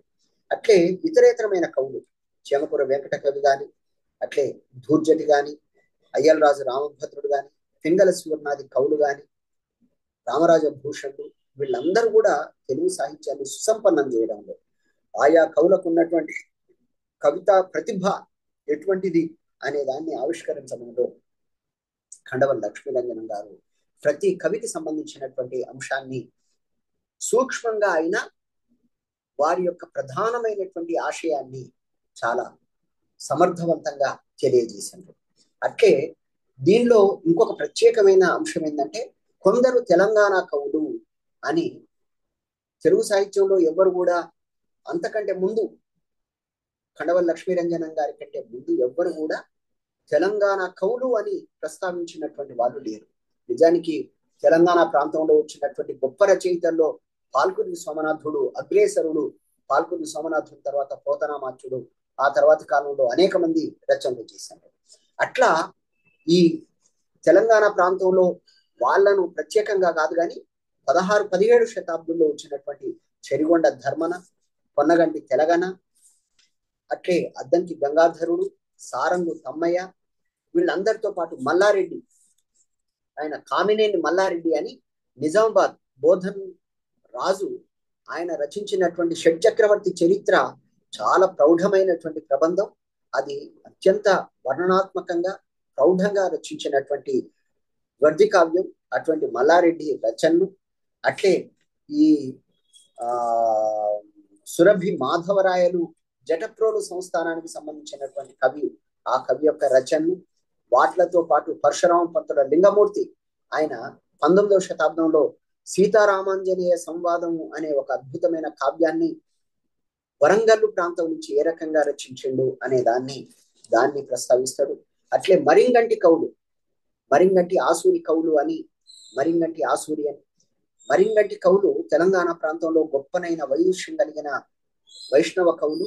వాళ్ళందరూ తాళాంకనందిని పరిణయమని, శ్రీకృష్ణ శతానందీయమని, భాగవత కథ, అనేక కథల్ని ఈ మరింగంటి కవులు రచించారు. శ్రీకృష్ణ శతానందీయం అనే రచన, అట్లే చిలువ పడిగే రేణి పేర్ణము అనే కావ్యాన్ని రచించాను. ఇట్లా చిలువ పడిగే రేణి పేర్ణం అంటే అచ్చమైనటువంటి తెలుగు పేరును ఈ దీనిలో పెట్టిండు. చిలువ పడగరేడు నాగకేతండైన దుర్యోధనుడు, చిలువ పడిగెర్రేని పేరణం. అది అత్యంత ప్రౌఢం, మొత్తం తెలుగు భాషలో రచితమైన, దాన్ని ప్రత్యేకమైన ఆసక్తితో అధ్యయనం చేస్తే తప్ప తెలియదు. పొన్నగంటి తెలగన యయాతి చరిత్రను ప్రేరణగా తీసుకొని ఈ మరింగంటి కవులు ఇటువంటి రచన చేశారు. అట్లే 18వ శతాబ్దంలో వచ్చిన దామెర్ల వేంగల నాయుడు అనే అతను, అట్లే ఇతర కవులు, అనేక మంది స్త్రీ రచయితలు, రంగాజమ్మ, ముద్దుపలని, వెంగమాంబ, ఇటువంటి వాళ్ళు తెలుగు సాహిత్యంలో 17వ శతాబ్ది వచ్చేసరికల్లా గొప్పనైన రచయిత్రులు వచ్చారు తెలుగు సాహిత్యంలో. అంతకుముందు మొల్ల, అట్లే పాల్పూరు మన అన్నమాచార్యుని భార్య అయిన తాళపాక తిమ్మక్క, ఇటువంటి వాళ్ళు 15-16 శతాబ్దంలో రాస్తే 17వ శతాబ్దంలో రంగాజమ్మ, ముద్దుపలని, వేంగమాంబ 17-18 శతాబ్దంలో. ఇట్లా తెలుగు సాహిత్యంలో కేవలం పురుషులు మాత్రమే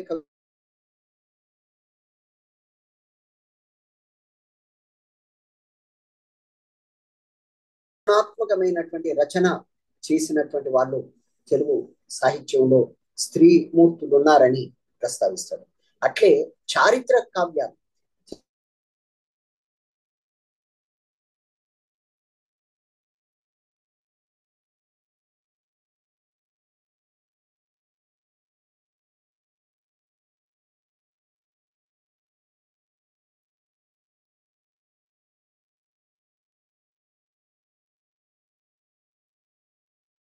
కృష్ణరాయ విజయం అనే పేరు మీద రచించినటువంటి రచనలు, వీటన్నింటినీ మన ఖండవల్లి లక్ష్మీరంజనం గారు చాలా విశేషంగా సిద్ధేశ్వర చరిత్రని ప్రత్యేకంగా ఆయన సంపాదకత్వం వహించి దాదాపు 60-70 పేజీల పీఠికను రచించాడు ఖండవల్లి లక్ష్మీరంజనం గారు. ఆ పీఠికలో ఈ కాకతీయ సామ్రాజ్యానికి సంబంధించిన అనేక విశేషాలను మొత్తం కాశీ సర్వప్ప ఏ రకంగా ప్రస్తావించండు, కాశీ సర్వప్ప రచనలోని విశేషం ఏంది, అట్లే ఈ ఏకామ్రనాథుడు రచించినటువంటి ప్రతాపరుద్ర చరిత్రలో ఉన్నటువంటి అంశాలను ఈ కాశీ సర్వప్ప ఎట్లా చిత్రించండు, కాకతీయ సామ్రాజ్య ప్రత్యేకతలు ఏంటి అనే దాన్ని ఖండవల్లి లక్ష్మీరంజనం గారు ఆ పుస్తకంలో ప్రస్తావించారు. అట్లే కుమార ధూర్జటి రచించినటువంటి కృష్ణరాయ విజయం అనే దానికి సంబంధించిన అంశాలను కూడా ఇందులో ప్రస్తావించారు.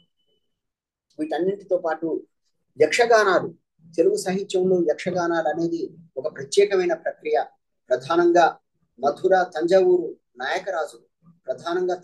నాయకరాజులు అనేక యక్షగానాన్ని ప్రోత్సహించారు. ఆ యక్షగానాలు జక్కులు, యక్ష అనే దాన్ని సామాన్య జనంలో జక్కులు అని అంటారు. ఆ యక్షగాన సంప్రదాయానికి సంబంధించిన విశేషాన్ని దీనిలో చాలా ప్రత్యేకంగా ప్రస్తావించారు. నిజానికి 1956లో ఆంధ్ర యూనివర్సిటీ నుంచి ఎస్వి జోగారావు గారు ఆంధ్ర యక్షగాన వాంగ్మయ చరిత్ర అని ప్రత్యేకంగా పిహెచ్డి చేశారు.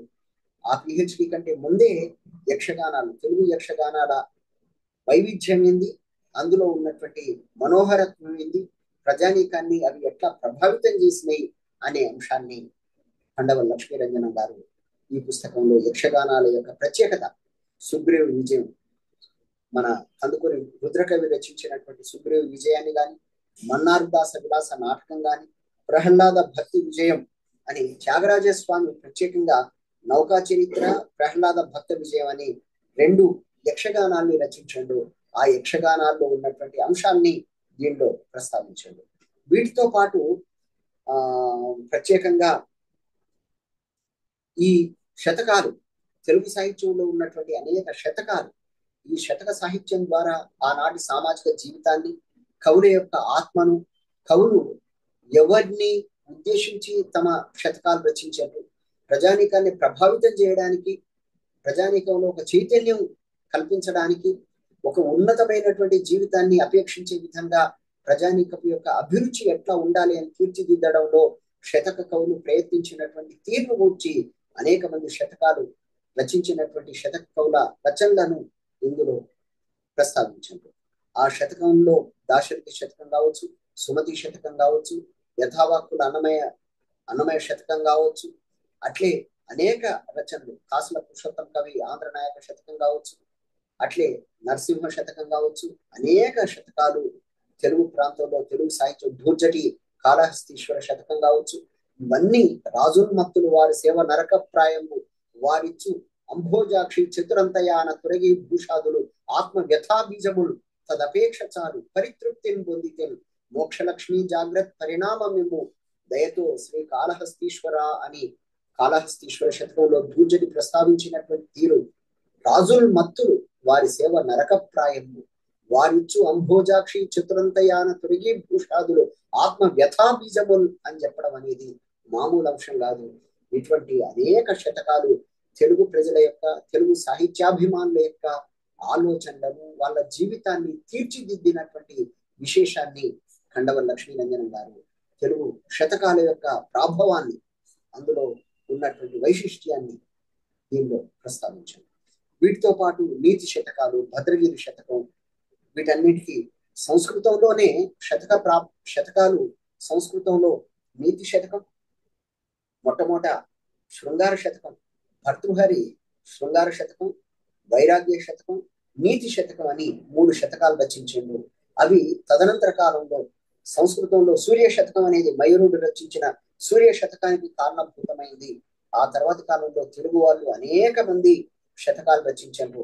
ఆ శతకాల ద్వారా ప్రజానీకంలో వెంటనే, అంటే దానిలో శతకంలో కేవలం 108 పద్యాలే ఉంటాయి కాబట్టి ఆ శతకాలు కంఠస్థం చేయడానికి, ప్రజానీకం వివిధ సందర్భాల్లో పాడుకోవడానికి, అవన్నీ ముక్తకాలుగా ఉంటాయి కాబట్టి ఏ సందర్భం వస్తే ఆ సందర్భానికి అనుగుణమైనటువంటి పద్యాన్ని మనోహరంగా ఆలపించడానికి వీలైనటువంటి ఈ పద్యాలు తెలుగు ప్రజా జీవనాన్ని ప్రభావితం చేసిన మహారచనలు కాబట్టి ఆ శతకాలను ప్రత్యేకంగా అధ్యయనం చేయాల్సిన ఆవశ్యకత ఉంది అని ఖండవల్ లక్ష్మీరంజనం గారు శతకాలను గురించి ప్రత్యేకంగా ప్రస్తావించారు. అట్లే వేమన పద్యాలు, వేమన పద్యాలతో పాటు భక్తి గీతాలు, తత్వగీతాలు, ఆ తత్వగీతాల్లో మన వీరబ్రహ్మం రచించినటువంటి రచనలు, వాటిని కూడా దీనిలో ప్రస్తావించారు. ఏ కులమని నన్ను వివరం అడిగితే ఏమని చెప్పుదు లోకులకు పలుగాకులకు అని చెప్పినటువంటి తత్వగీతాన్ని కూడా దీనిలో ప్రస్తావించారు. అట్లే గేయాలు, తెలుగు సాహిత్యంలో అనేక రకాలైనటువంటి గేయాలు ప్రజా జీవితాన్ని, ప్రజలను ఎట్లా ప్రభావితం చేసినాయి అనే దాన్ని ప్రస్తావించారు. వీరగీతాలు, జానపదులు పాడుకునేటువంటి అనేక పాటలను కూడా ఇతర కవులు ఎవరు, ఇతర సాహిత్య చరిత్రకారులు అంతగా ప్రస్తావించినటువంటి అంశాలను ఖండవల్ లక్ష్మీరంజనం గారు దీనిలో ప్రస్తావించారు. గేయాలు, వీరగీతాలు, పెద్ద బొబ్బిలి రాజు కథ, అట్లే బొబ్బిలి యుద్ధానికి సంబంధించి కానీ, దేశింగరాజు కథ కానీ, బంగారు తిమ్మరాజు కథ కానీ, అట్లే సర్వాయి పాపని కథ కానీ, బాలనాగమ్మ కథ కానీ, చిన్నమ్మ కథ, లక్ష్మమ్మ కథ, ఇట్లా అనేక కథలను గురించి, అంటే వీరగీతాలు కూడా మన జీవితాన్ని, జానపదుల యొక్క జానపదులు రచించినటువంటి వీరగీతాలు ప్రజల్ని ఎంతగా ప్రభావితం చేసినాయి. ఆ ప్రభావితం చేయడం వల్లనే సర్వాయి పాపడు అనే అతను ప్రజలు అనేక మంది పాడుకుంటూ ఉండగా ఆ సర్వాయి పాపని కథ ఎట్లా ప్రజా జీవితంలో ప్రభావితం అయింది, దానికి సంబంధించినటువంటి అంశాలను దీనిలో ప్రస్తావించారు. ఆయన నిజానికి సర్వాయి పాపని కథ మన వీళ్ళు గనక ఇవ్వకపోయినట్లయితే ఖండవల్ లక్ష్మీరంజనం గారు మొట్టమొదట, ఆ తర్వాత బిరుదురాజు రామరాజు గారు తన ఆంధ్ర జానపద గేయ వాంగ్మయం అనే దానిలో ప్రత్యేకంగా దాన్ని ప్రస్తావించకపోతే ఆ సర్వాయి పాపని గాథ ఎక్కడనో పోయి ఉండేది. అట్లా పోకుండా తెలుగు ప్రజానీకానికి అందించడంలో వీళ్ళు ప్రదర్శించినటువంటి ఓ గొప్ప సామాజిక అవగాహన, ప్రతి రచనకు కూడా ఓ గొప్ప గౌరవం ఉంది అని చెప్పడానికి, ఈ సామాన్య ప్రజానీకంలో ప్రచారంలో ఉన్నటువంటి రచనలను కూడా సాహిత్యాభిమానులకు అందించాలన్న భావనతోటి వీరగీతాలు, తెలుగులో ఉన్నటువంటి అనేక వీరగీతాలు ఎంత గొప్పనైనవి, వీటి యొక్క ప్రాశస్త్యం ఏంది అనే దాన్ని గొప్ప పండితుడు అయ్యుండి కూడా ప్రజా వాంగ్మయాన్ని, సామాన్య ప్రజానీకం వాడుకున్నటువంటి గీతాలన్నింటినీ ఈ రకంగా అందించడం ఖండవల్ లక్ష్మీరంజనం గారి ఓ గొప్ప సహృదయతకు సంకేతం. అటువంటి ఖండవల్ లక్ష్మీరంజనం గారు ఎన్నో రచనలను, ఈ లక్ష్మమ్మ కథ అని, చిన్నమ్మ కథ అని, సామాన్య ప్రజానీకంలో ప్రచారంలో ఉన్నటువంటి అనేక కామమ్మ కథ, కాంభోజరాజు కథ, బాలనాగమ్మ కథ, ఈ కథలన్నిటికి సంబంధించిన ప్రాథమికమైన అంశాలన్నింటినీ తమ ఆంధ్ర సాహిత్య చరిత్ర సంగ్రహంలో ప్రస్తావించింది. అట్లే స్త్రీల పాటలు, స్త్రీలు ఓ గొప్ప వైదుష్యం కలిగి ఉన్నప్పుడే కుటుంబం అంతా స్ఫూరకంగా పాండిత్యం కలిగి ఉంటుందని, వాళ్ళలో మంచి అవగాహన పెరగాలి అని అంటే స్త్రీలు చదువుకోవాల్సిన బాధ్యత, చదువుకోవాల్సిన అవసరం ఉంది అని ఆనాడే గుర్తించినటువంటి వాడు ఈ ఖండవల్ లక్ష్మీరంజనం గారు. ఇట్లా ఖండవల్ లక్ష్మీరంజనం గారు రచించినటువంటి ఆంధ్ర సాహిత్య చరిత్ర సంగ్రహం మొత్తం ప్రాచీన సాహిత్యం అంటే ప్రాంగణ యుగ సాహిత్యం నుంచి 19వ శతాబ్దికి సంబంధించేంత వరకు, కందుకూరి వీరేశలింగం పంతులు గారిని ఇటువంటి వాళ్ళను ప్రస్తావించలేదు, ఆధునిక సాహిత్యానికి సంబంధించిన అంశాలను ప్రస్తావించలేదు. కానీ దాదాపు 18వ శతాబ్ది దాకా వచ్చిన అనేక మంది రచయితల రచనలు, వాటిలో ఉన్నటువంటి ప్రాథమికమైన వైశిష్ట్యం ఏంది, ప్రాథమిక విశేషాలు ఏంది అనే వాటన్నింటినీ ప్రస్తావించండి.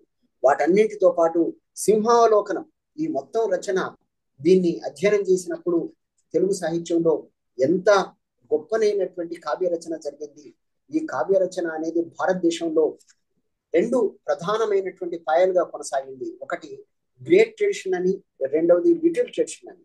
చాలా మంది మేము సాహిత్య చరిత్రను బోధించేటప్పుడు తెలుగు సాహిత్యానికి సంబంధించి మొత్తం భారతదేశంలోనే సంస్కృత సాహిత్య ప్రభావం కలిగినటువంటి రచనలను గ్రేట్ ట్రెడిషన్ అని, సామాన్య ప్రజానీకం నుంచి ఆవిర్భవించినటువంటి రచనను లిటిల్ ట్రెడిషన్ అనే పేరు మీద మేము ప్రస్తావిస్తాం. అయితే గ్రేట్ ట్రెడిషన్ ను లిటిల్ ట్రెడిషన్, లిటిల్ ట్రెడిషన్ ను గ్రేట్ ట్రెడిషన్, ఈ రెండు పరస్పరం ప్రభావితం చేస్తూ తదనంతర కాలంలో మళ్ళీ ఈ దేశీ వాంగ్మయం అనేది ఆవిర్భవించినట్లుగా అనేక సందర్భాల్లో చెప్తూ ఉంటారు. పాల్కుర్తి సోమనాథుని లాంటి వాళ్ళు సంపూర్ణంగా గ్రేట్ ట్రెడిషన్ కి సంబంధించిన వాళ్ళు కాదు, అంటే ఉన్నత మార్గానికి సంబంధించిన వాళ్ళు కాదు, అట్లే సామాన్య ప్రజానికపు ట్రెడిషన్ ను మాత్రమే అనుసరించిన వాళ్ళు కాదు. ఈ రెండింటి మధ్యస్థంగా దేశీ సంప్రదాయాన్ని అనుసరించిన వాళ్ళు, వాళ్లకు సంస్కృత సాహిత్య సంప్రదాయం మొత్తము తెలుసు, అట్లే సామాన్య ప్రజానీకం వాడుకునేటువంటి రచనా పద్ధతి తెలుసు. ఈ రెండింటినీ సమన్వయం చేసినటువంటి వాళ్ళు పాల్కుర్తి సోమనాథుడు లాంటి వాళ్ళు. ఆ పాల్కుర్తి సోమనాథుడు గాని, తదనంతరం వచ్చిన అనేక మంది వేమన గాని, వీరబ్రహ్మం గాని, అట్లే ఆధునిక కాలంలో గురజాడ లాంటి వాళ్ళు ఈ రెండు సంప్రదాయాలను మేళవించి ఉత్తమమైన కవితా మార్గాన్ని అనుసరించినటువంటి వాళ్ళు. అటువంటి కవితా సంప్రదాయాన్ని మొత్తం ప్రధానంగా ఖండవల్ లక్ష్మీరంజనం గారు ఈ ఉన్నత సంస్కృతికి, ఉన్నత సాహితీ సంప్రదాయానికి సంబంధించిన అంశాలతో పాటు సామాన్య ప్రజానీకం పాడుకున్నటువంటి వీరగీతాలు, జానపద గీతాలు, వాటిలోని వైశిష్ట్యం, వీటన్నిటినీ ప్రస్తావించి తెలుగు సాహిత్య ప్రాభవం అనేది కేవలం ఉన్నత వర్గాల్లో మాత్రమే లేదు, సామాన్య ప్రజానీకపు రచనలో కూడా అత్యంత విలువైనదిగా మనం అంతా అధ్యయనం చేయదగిన రీతిలో ఉంది అనే విషయాన్ని చాలా గొప్పగా ఆవిష్కరించిన గ్రంథం ఈ మన ఆంధ్ర సాహిత్య చరిత్ర సంగ్రహం. నిజానికి అంతకంటే ముందే కందుకూరి వీరేశలింగం పంతులు గారు ఆంధ్ర కవుల చరిత్రను రచించేటప్పుడు ఎన్నో విశేషాన్ని తీసుకొని వచ్చారు. ఆంధ్ర కవుల చరిత్ర కందుకూరి వీరేశలింగం పంతులు గారు 1887లో మొట్టమొదటిసారి తీసుకొచ్చిన తర్వాత 1917లో తాను ఇంకా 2 సంవత్సరాలకు మరణిస్తాననగా దానికి సంపూర్ణమైన ఓ గొప్ప రచనలు, అనేక రచనలను తోడు చేసి ఒక కవి యొక్క జీవితానికి సంబంధించి కానీ, కవుల రచనల్లో ఉన్న వైభవోపేతమైన అంశాలను కానీ, కవుల రచనల్లో ఉన్న కవితా రీతులను కానీ కందుకూరి వీరేశలింగం పంతులు గారు చాలా గొప్పగా తెలియజేసినటువంటి గ్రంథం ఆంధ్ర కవుల చరిత్రం. ఆ గ్రంథాన్నే కండవల్లి లక్ష్మీరంజనం గారు గౌరవిస్తూ కందుకూరి వీరేశలింగం తన ముందు మాటలోనే చెప్పుకున్నారు, ఆంధ్ర సాహిత్య చరిత్రకు మన కందుకూరి వీరేశలింగం పంతులు గారు చేసినటువంటి దోహదం అత్యంత విలువైనదని, ప్రశంసనీయమైందని ప్రస్తావిస్తూ, అయినా ప్రజానీకానికి అందించడం కోసమని ఈ ఆంధ్ర సాహిత్య చరిత్ర సంగ్రహం అనే రచనను నేను చేశాను అని దాంట్లో తెలియజేస్తారు. ఇన్ని రకాలుగా తెలియజేసిన ఈ పుస్తకానికి పీఠిక రచించినటువంటి సురవరం ప్రతాప్ రెడ్డి గారు 1949లోనే వారు 1948లో ఆంధ్రుల సాంఘిక చరిత్ర అనే పుస్తకం రచించారు. ఆ ఆంధ్రుల సాంఘిక చరిత్ర రచించిన తర్వాత 1 సంవత్సరానికే ఈ పుస్తకానికి పీఠిక రాశారు. దానిలో సురవరం ప్రతాప్ రెడ్డి గారు కండవల్లి లక్ష్మీరంజనం గారి మీద కొన్ని చురకలు వేశారు. ఈ ఆంధ్ర సాహిత్య చరిత్ర సంగ్రహంలో ఇది సంగ్రహ చరిత్ర కాబట్టి అనేక విషయాలు ప్రస్తావనకు రాలేదని, ఇంకా అనేక మంది కవులకు సంబంధించిన రచనలు దీనిలో ప్రస్తావితం కావాల్సిన అవసరం ఉండేది అని, తెలంగాణ ప్రాంతం నుంచి ఇంకా విలువైన అంశాలను దీనిలో ప్రస్తావించాల్సిన ఆవశ్యకత ఉండింది అని, జటప్రోలు, వనపర్తి సంస్థానాల్లో ఉన్నటువంటి కొంతమంది కవులు చేసిన రచనలను కూడా ఇందులో ప్రస్తావించాల్సిన అవసరం ఉండింది అని సురవరం ప్రతాప్ రెడ్డి గారు ప్రస్తావించారు. ఏమైనా సాహిత్య చరిత్ర అనేది ఒక నిరంతర ప్రవాహం. ఆయా కాలాల్లో సాహిత్యం మొత్తాన్ని సమగ్రంగా అధ్యయనం చేయగలిగినటువంటి గొప్ప పండితులు, గొప్ప రచయితలు, ప్రజానీకానికి విలువైనటువంటి తెలుగు సాహిత్య చరిత్ర అందించాల్సినటువంటి అవసరాన్ని కండవల్లి లక్ష్మీరంజనం గారి రచన గుర్తింపజేసింది. ఆ కండవల్లి లక్ష్మీరంజనం గారు కేవలం తన రచన వరకే పరిమితం కాకుండా తన తదనంతర కాలంలో అనేక మందికి జానపద సాహిత్యం మీద పరిశోధన చేయడానికి విద్యురాజు రామరాజు గారిని, ప్రాంగణ యుగ సాహిత్యాన్ని అధ్యయనం చేయడానికి దివాకర్ల వెంకటావధాని గారిని, ప్రబంధ సాహిత్యాన్ని అధ్యయనం చేయడానికి పల్లా దుర్గయ్య గారిని, ఆధునిక సాహిత్యాన్ని అధ్యయనం చేయడానికి నారాయణ రెడ్డి గారిని, అట్లే నన్నెచోడిని సాహిత్యాన్ని అధ్యయనం చేయడానికి అమరేశ్వర రాజేశ్వర శర్మ గారిని, అట్లే ఆంధ్ర మహాభారతం చంద్రశిల్పం లాంటి రచన చేయడానికి పాటిపండ మాధవ శర్మ గారిని, ఇటువంటి వాళ్ళను అనేక మందిని ప్రోత్సహించిన గొప్ప పండితుడు, ఆచార్యులు కండవల్లి లక్ష్మీరంజనం గారు. ఆయన కేవలం పాండిత్యం వరకే పరిమితంగా లేదు, ఒక సామాజిక బాధ్యతగా ఆనాడు జాతీయోద్యమ ప్రభావం చేత ప్రేరితులైనటువంటి అనేక మంది రచయితలు, కవులు, కళాకారులు సామాజిక దృక్పథాన్ని కూడా ఏ రకంగా కలిగి ఉన్నారో కండవల్లి లక్ష్మీరంజనం గారు కూడా ఆ రకంగా ఒక సామాజిక బాధ్యతగా ఆనాటి ప్రజానీకం కోసం అనే ప్రత్యేకంగా ఒక బాలబాలికల కోసం హై స్కూల్, అట్లే తెలుగు సాహిత్యాన్ని మాత్రమే అధ్యయనం చేయడం కోసం ప్రత్యేకంగా ఒక ఓరియంటల్ కళాశాలను స్థాపించి తన యావదాస్తిని తెలుగు సాహితీ ప్రజానీకానికి అందించినటువంటి ఒక గొప్ప వ్యక్తి, ఒక గొప్ప పండితుడు ఆచార్య కండవల్లి లక్ష్మీరంజనం గారు. అటువంటి ఆ కండవల్లి లక్ష్మీరంజనం గారి జీవితాన్ని గూర్చి, వారి రచనలను గూర్చి, ఆ రచనలో ప్రధానంగా ఆంధ్ర సాహిత్య చరిత్ర సంగ్రహం అనేది తెలుగు సాహిత్యాభిమానులకు అందించేటువంటి విలువైన విషయాలు ఏంది అనేది తెలియజేయడానికి నాకు ఈ అవకాశాన్ని కల్పించిన అరసం ఆంధ్రప్రదేశ్ శాఖకు నా హృదయపూర్వక ధన్యవాదాలు తెలియజేస్తూ, ఈ రచనే తదనంతర కాలంలో ఆరుద్ర సమగ్రాంధ్ర సాహిత్య చరిత్ర రాయడానికి పురిగొల్పిందని. నిజానికి సమగ్రాంధ్ర సాహిత్య చరిత్ర చాలా పెద్దది, దాదాపు 3,500 పేజీల్లో రచితమైనటువంటి మహారచన సమగ్రాంధ్ర సాహిత్య చరిత్ర. అయినా తెలుగు సాహితీ విద్యార్థులకు జి నాగయ్య గారి పుస్తకం సాహిత్య సమీక్ష, తెలుగు సాహిత్య సమీక్ష చాలా అధికంగా ఉపకరిస్తుంది.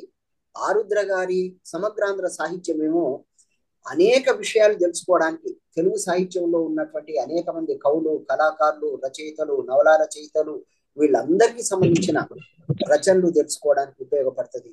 అటువంటి రచనలు రావడానికి ప్రోత్సాహం కల్పించి వాళ్ళకు ఒక మార్గాన్ని ఏర్పరిచినటువంటి కండవల్లి లక్ష్మీరంజనం గారికి నా నమోవాకాలు తెలియజేస్తూ మీ అందరికీ నా హృదయపూర్వక ధన్యవాదాలు తెలియజేస్తున్నా. ధన్యవాదాలు. ఏమైనా సూచనలు, అభిప్రాయాలు ఉంటే చెప్పండి, వింటా. సార్ నమస్కారం సార్. నమస్తే. నమస్తే. ప్రమోద్ చక్రవర్తి గారు అడగండి సూటిగా. సార్ నేను కర్నూలు నగర ప్రధాన కార్యదర్శి అరసం. సంతోషం సంతోషం. సార్ మీకు నమస్కారం సార్. ఆచార్యులు గారు నమస్కారం సార్. నమస్తే. నమస్తే సార్. ఏం లేదు సార్, మీరు కండవల్లి లక్ష్మీరంజనం గారు సాహితీ చరిత్ర బుక్ లో పోతన కవి గారు తెలంగాణ కవులు అని చెప్పి అందులో రాశారని చెప్పారు. యాక్చువల్ దాంట్లో వాదన ఉంది సార్. యాక్చువల్ గా అది కడప జిల్లా బమ్మెర ప్రాంతంలో పోతన గారు జన్మించారని చెప్పి వాదన ఉంది ఒకటి. అది కడప జిల్లాకి రాయలసీమకు చెందినవాడ బమ్మెర పోతన లేక తెలంగాణకి చెందినవాడ అనేది నాకు బమ్మెర పోతన గారు అనుమానం సార్. బమ్మెర పోతన తెలంగాణ వాడు అని కండవల్లి గారు కాదు ప్రస్తావించింది, కందుకూరి వీరేశలింగం పంతులు గారే చాలా విపులంగా ఆంధ్ర కవుల చరిత్ర అనే దానిలో ఎన్నో వివరాలతో ప్రస్తావించింది. బమ్మెర పోతన ఎట్టి పరిస్థితుల్లో రాయలసీమ వాడు కాదు, ఆయన తెలంగాణ వాడు అని సుస్పష్టంగా అనేక మంది ప్రస్తావించారు. దాన్ని మనం కాదు చెప్పేది, కందుకూరి వీరేశలింగం పంతులు గారే ప్రస్తావించారు. కందుకూరి వీరేశలింగం పంతులు గారు అనేక శాసనాల ఆధారంగా ఇంకా ప్రధానంగా చెప్పేది ఏంటంటే, బమ్మెర పోతన ఉపయోగించినటువంటి పదజాలంలో అనేక తెలంగాణ పదాలు ఏ రకంగా ఉన్నాయి అనే దాన్ని చాలా విస్పష్టంగా అనేక మంది ప్రస్తావించారు. దాన్ని ఇంకా దానిలో ఎలాంటి వివాదానికి వాదానికి అవకాశమే లేదు. నమస్తే అండి. నమస్తే. ఆనంద్ వినిపిస్తుందా? వినిపిస్తుంది. ఒక్క రెండు నిమిషాలు ఎక్కువ లేదు. ఇప్పుడు లక్ష్మీనారాయణ పిల్లల మరి పెనవీరభద్రుడు గారు, పిల్లల మరి హనుమంతరావు గారు, ఆ పరంపరలో ఈ రోజు మనం పిల్లల మరి వారిని చూసాము. వారికి నమస్కారాలు, ధన్యవాదాలు. పేరు మాత్రమే పిల్లల మర్రి పేరు, పిల్లల మర్రి పేరు శారదా పీఠకం వారి ప్రసంగంలో కండవల్లి లక్ష్మీరంజనం గారి ధాతృత్వం, వారి త్యాగం, సాహిత్యం కొరకే వారు ఎంత సేవ చేశారనేది గొప్పగా చెప్పారు. వారి కండవల్లి వారికి మరోసారి నమస్కారాలు. ఇంకొక విషయం ఏంటంటే, తెలుగు సాహిత్యంలో యుగ విభజన గురించి కూడా అద్భుతమైన పరిశీలన చేసి మనకు అందించారు. ఎక్కడి నుంచి? ప్రాంగణన్నయ్య యుగం నుంచి ఈరోజు మన కందుకూరి వీరేశలింగం గారి ప్రస్తావన చాలా గొప్ప ప్రస్తావనలు చేశారు. మనకి ఈరోజు అందించారు. ఈరోజు వాస్తవానికి మనకు శ్రీరాములు గారు ఒక పాఠం చెప్పారనేది నా చాలా గొప్ప విషయం. ఇది చాలా రికార్డు కావాలండి. మా దగ్గర రికార్డు ఉంటుంది, ఒక వ్యాసం కింద కూడా రికార్డు కావాలి. మేము వ్యాసాలు కూడా మంచి వ్యాసాలు, ఎటువంటి వ్యాసాలన్నింటినీ కూడా పరిశీలించి ఒక పుస్తకం తేవాలని కూడా మా ఆనందం, మా అరసం కూడా ఆలోచిస్తుంది. మా రాచపాడ వారు, వల్లూరు శివప్రసాద్. కానీ ఈ రోజు మాకు మంచి పాఠం చెప్పారు అధ్యాపకుల వారు. మీకు మా నవసల అరసం తరఫున ధన్యవాదాలు సార్. చాలా సంతోషం. సార్ రాములు గారు నమస్తే సార్. నమస్తే. నమస్తే. ఎవరు సార్?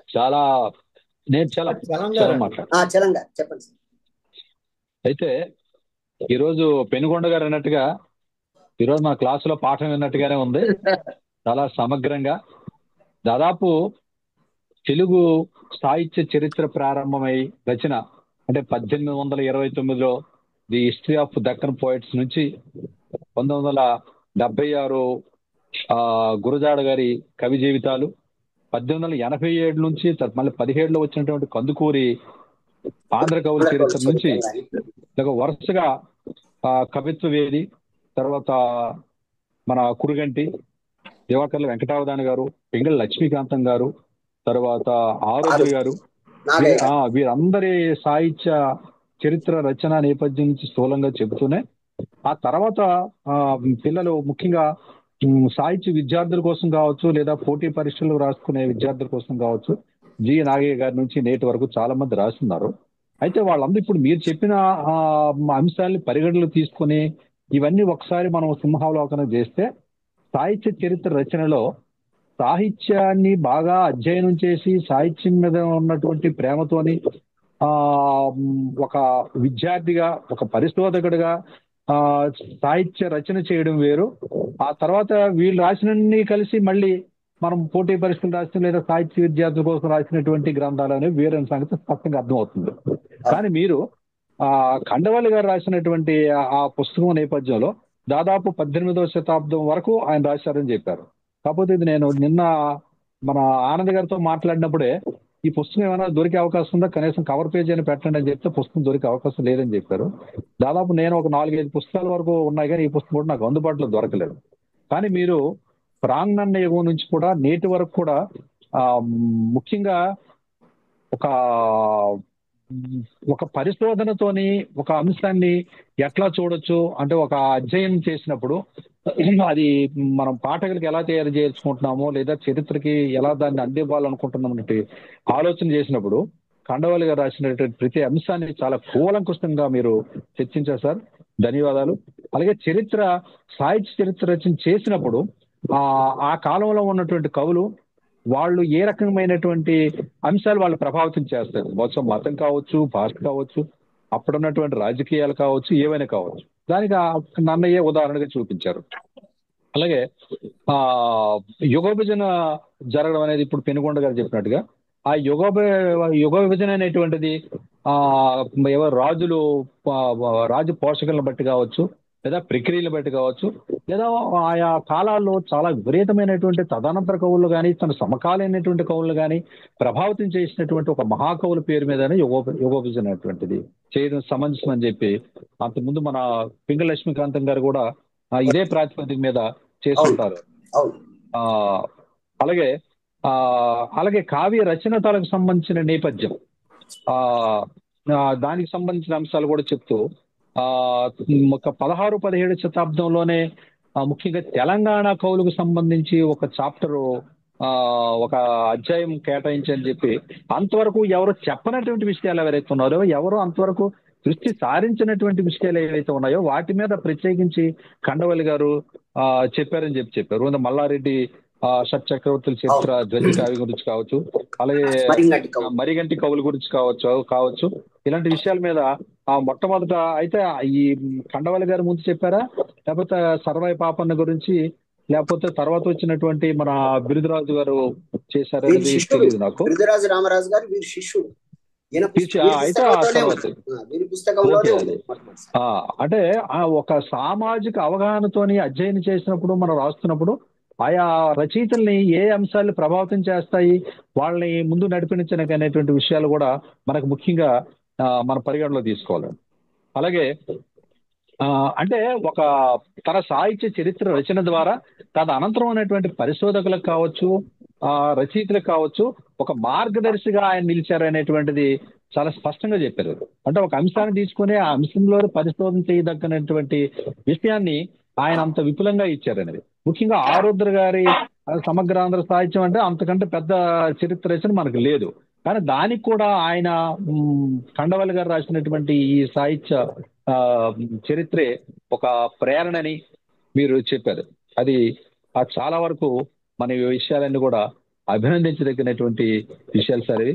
కానీ ఈరోజు మీరు మాకు చాలా విలువైనటువంటి చాలా సమగ్రమైనటువంటి అంశాలని సాహిత్య చరిత్రలో ఖండవల్లి గారి గురించి చెప్పారు, అందుకు ధన్యవాదాలు. ఇక మిగతా మిత్రులు ఎవరైనా ఉంటే అడిగితే రాములు గారిని ఆయన మనకు సందేహాలు తీర్చడానికి సిద్ధంగా ఉన్నారు. నమస్కారం సార్. సంతోషం గారు, చాలా సంతోషం. నమస్తే సార్. నమస్తే సార్. నమస్కారం సార్. నేను త్రివేణిని, Telangana Hyderabad central university professor Triveni.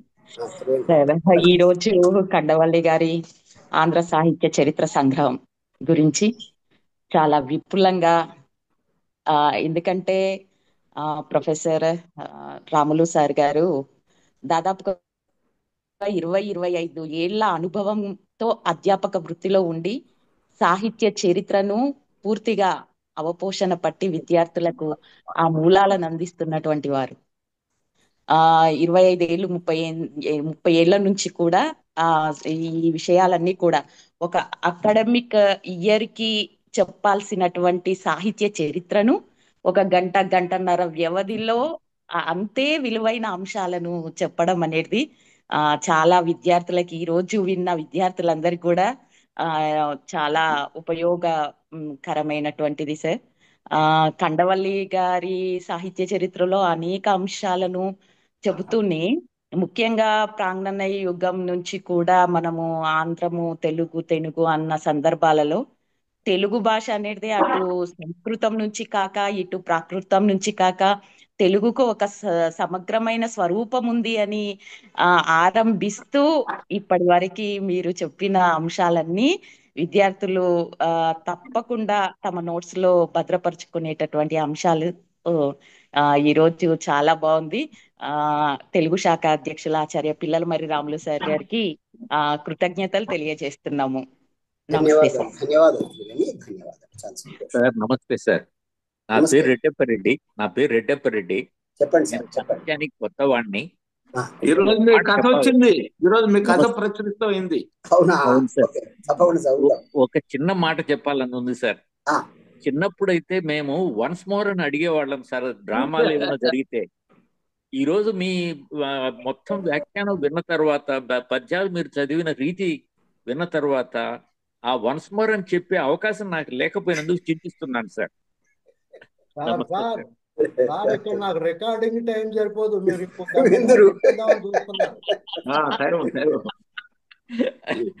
Sir once Morla గురించి సాక్షిలో ఆయన బాగా రాశాడు కదా శవాన్ని. అది ఓకే సార్. ఆనంద్